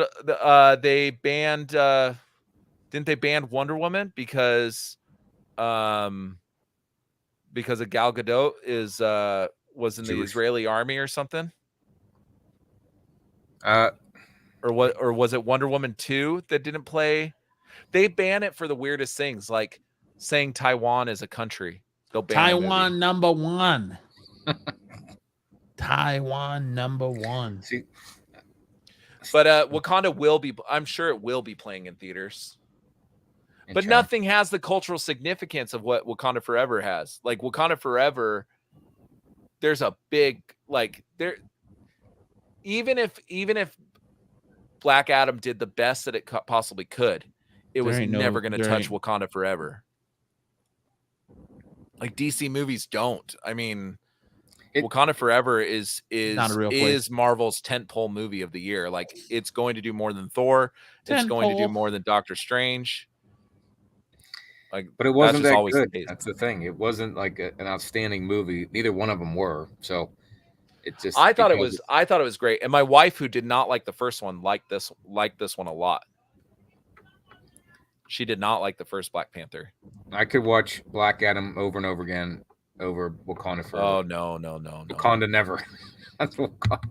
Overall, good. I mean, good writing for how they cast off Boseman. I thought that was good, but other than that, but it'll do well. It'll do well. It's significant. Of course movie. It will. My theater was packed.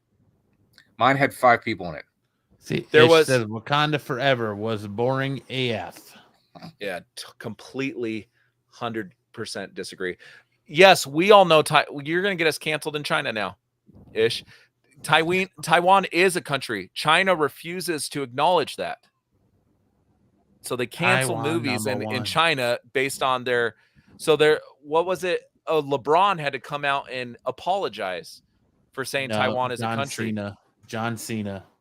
Was it John? No, it was LeBron John too. Cena. No, I don't know about LeBron, but I know for a fact it was John Cena. When he's talking about Peacemaker, he said that Taiwan was a country, and he had to come back out and like apologize for it. Well, then maybe The Rock should have come out. So China is set to ban Black Panther 2 due to queer characters. So they just cancel it for everything. There you go. That's right. That kiss on the forehead scene. Yeah, can you see like the tug and pull between? So they're. I don't want to see no tug and pull. All right. I don't need to see any tug and pull. They're trying to make all these movies be with the times as far as U.S. is concerned, but yet they're shooting themselves in the foot over in China, which typically makes more than their domestic gross. Yeah, but you got to make the movie you want to make and not worry about. I mean, if it's about the money, then make it to every audience. Take the gay theme out of it, take all these themes out of it, and then make the movie that everyone's going to watch that they can play everywhere. But there's no gay theme in Wakanda just because there's a same-sex character. I agree. I don't know what the reason is. I think it's stupid, but I'm saying if you're worried about money, then you have to avoid that at all costs because then you're going to get canceled in China. And I don't think they should care about it. Just make the movie they want to make. Yeah. For here. Take this off the screen because we're not even talking about Titans anymore. Somehow we went back to Wakanda Forever. Because it was such a good movie. Lance's favorite movie. I thought it was great. It wasn't my favorite. I'm even wearing a Wakanda Forever shirt. See? As much as there was people in my theater that made custom shirts for the movie with Chadwick Boseman's picture all over them and their family name on the back. Nice. That is the cultural thing. It's a Chadwick Boseman King, and it had their family name on the back of this sweatshirt. I think it was a sweatshirt. They made these, like a whole family, there was like 10 of them, made these special things to go see Wakanda Forever. That's pretty cool. Like, Black Adam was never even going to sniff that. I made a special shirt for Black Adam. I had my Rock shirt on. You smell what The Rock is cooking. I wore that to the show. Classic. What does he do? I tell you what, time will not. Wakanda Forever and Black Adam will not. It's age well. Like either one will. Gunpowder and rocket fuel. That's what The Rock is. I can tell you the one that I'm getting more and more excited for is Ant-Man. Yeah. Every time I see that trailer, I get a little bit. Do you guys notice that Ant-Man? The majority of that trailer seems to be what George Lucas's vision was for the Star Wars movie. Did you guys ever read that? So before Disney bought Star Wars, George Lucas had a vision for the Star Wars movies to study like the Force at like a molecular level or something. Yeah, the The midichlorians. Yeah. Yeah. That was the worst part of Does the Ant-Man movie not remind you of his pitch for his Star Wars movie? I did not hear that pitch. I'm lost on that one. Yeah, so that's what he wanted instead of the Force Awakens that we got. That's what he wanted the new Star Wars movie to focus on, was whatever that word was that you guys said. Midichlorians. Yes, that was his whole pitch. So he wanted to go down to the micronaut level of midichlorians. Yes, that's what he wanted the new trilogy to be about. And when I watch Ant-Man, I'm like, that looks like what George Lucas kind of pitched. Maybe he's a producer on this one somewhere. Or maybe Disney bought it when they bought Star Wars. They bought that idea. They said, we're going to save it for Ant-Man. Decided to turn it into Ant-Man. Paul Rudd would do much better in this than anybody in the Star Wars universe. So we'll run it there. No, I think that movie looks cool. I'm looking forward to it. But I look forward to Thor, Love and Thunder. I look forward to Wakanda Forever, and they all fell short for me. So I think that there's a certain likability factor to Paul Rudd that Chris Hemsworth just does not. Wakanda Forever. But Ant-Man looks like it's going to move the needle. And I was just waiting for the next movie that was going to move this needle, the next keep this going. So because there's really no continuity in Phase 4. I mean, there is some of it, but it's kind of all these movies could stand alone and they could never go to Phase 5 after them. Yeah, it is. I agree. I feel like Ant-Man does feel like a needle mover because it feels like everything in Phase 4 was just spinning their tires in place. Like they're trying to burn out and they're just spinning and spinning, and then finally Ant-Man's going to be when they come across that line. Because I can agree with that. Yeah, I think Wakanda Forever, the only device, like the only vehicle that it solves is let's Wakanda understand Forever. this Chadwick Boseman thing. This Wakanda Forever.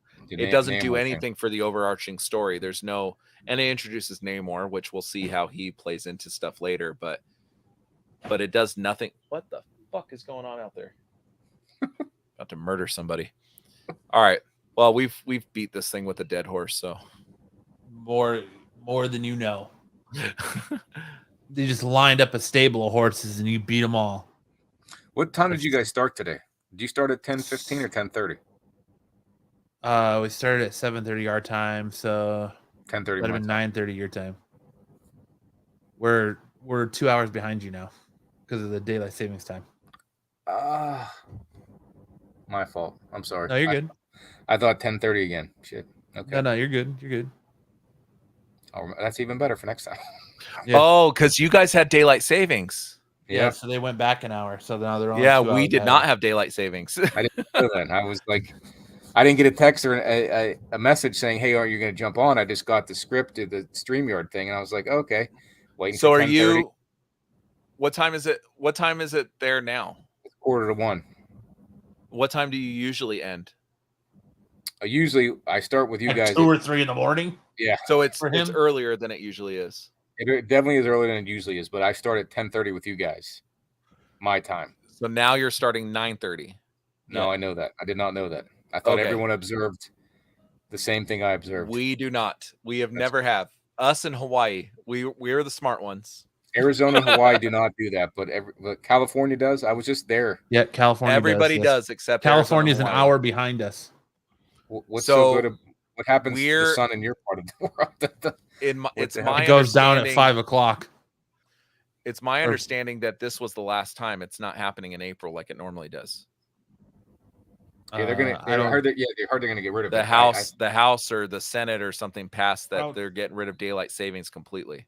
I don't think that's been official yet, but I don't know. I thought a vote was carried on it. I don't know. I don't know. I don't know. The whole government seems like a fucking mess I'm right shocked. I learned something new today. Thank God. Amazing that a lot of people, like, I tell people, yeah, we don't observe daylight savings because I had to schedule my school stuff, and they were like shocked, and I'm like, dude, you live in Idaho, like, how did you not know Like, we're just 3 states down. Like, how'd you not know that we didn't do that? So everybody in your part of you guys are Mountain Time? Yeah.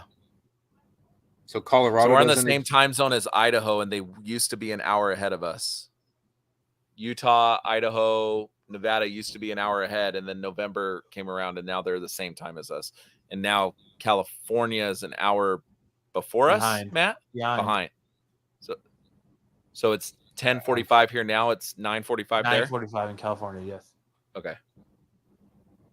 I thought everyone just moved the clocks. You can fall back, spring forward.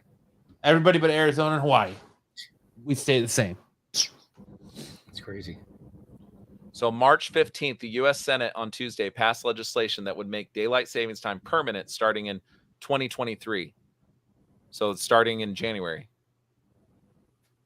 But I think that doesn't have to go to the higher ups too.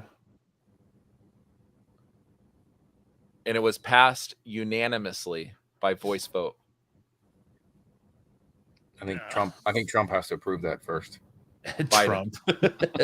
Careful what you say, dude. You're gonna have a lot of people getting pissed. Well, Biden, I'm wrong. I Freudian slip there. Sorry. But the change would not take place until November 2023. So maybe we're doing it one more time next year. See, I thought that the change was Bush made the change.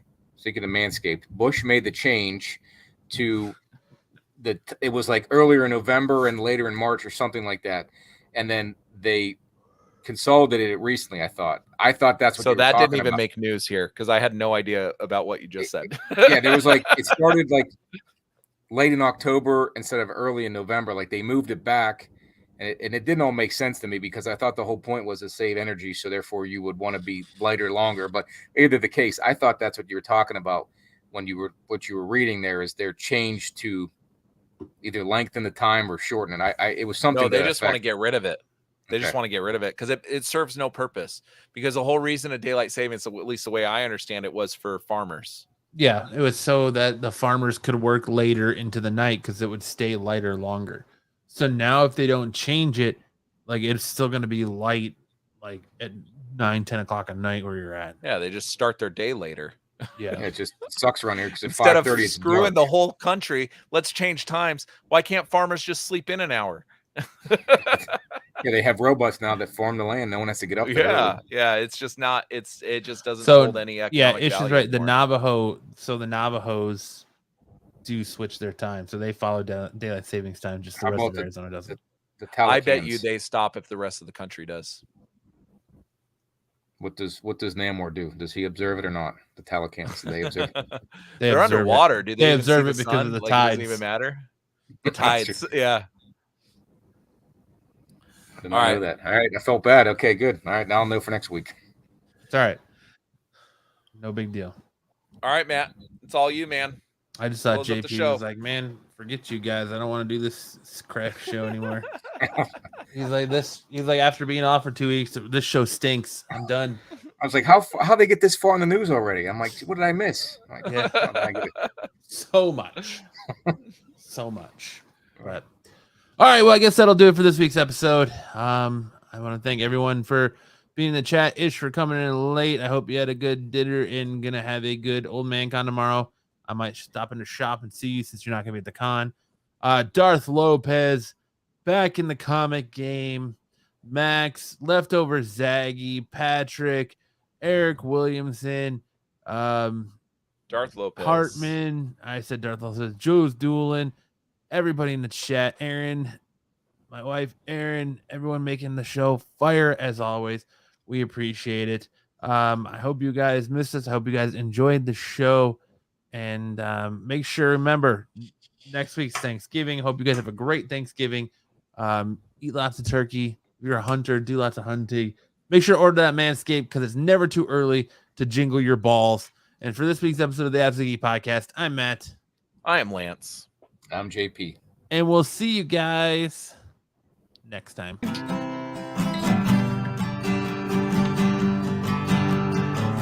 All you freaks and geeks, Come all you freaks and geeks. Let's listen to Absolute Geek. Absolute Geek. We'll go ahead and spread our cheeks. Spread the cheese. And drink And some we're for Cosby wine. We'll Come drink on, some you Cosby wine. It makes me feel real fine. See you next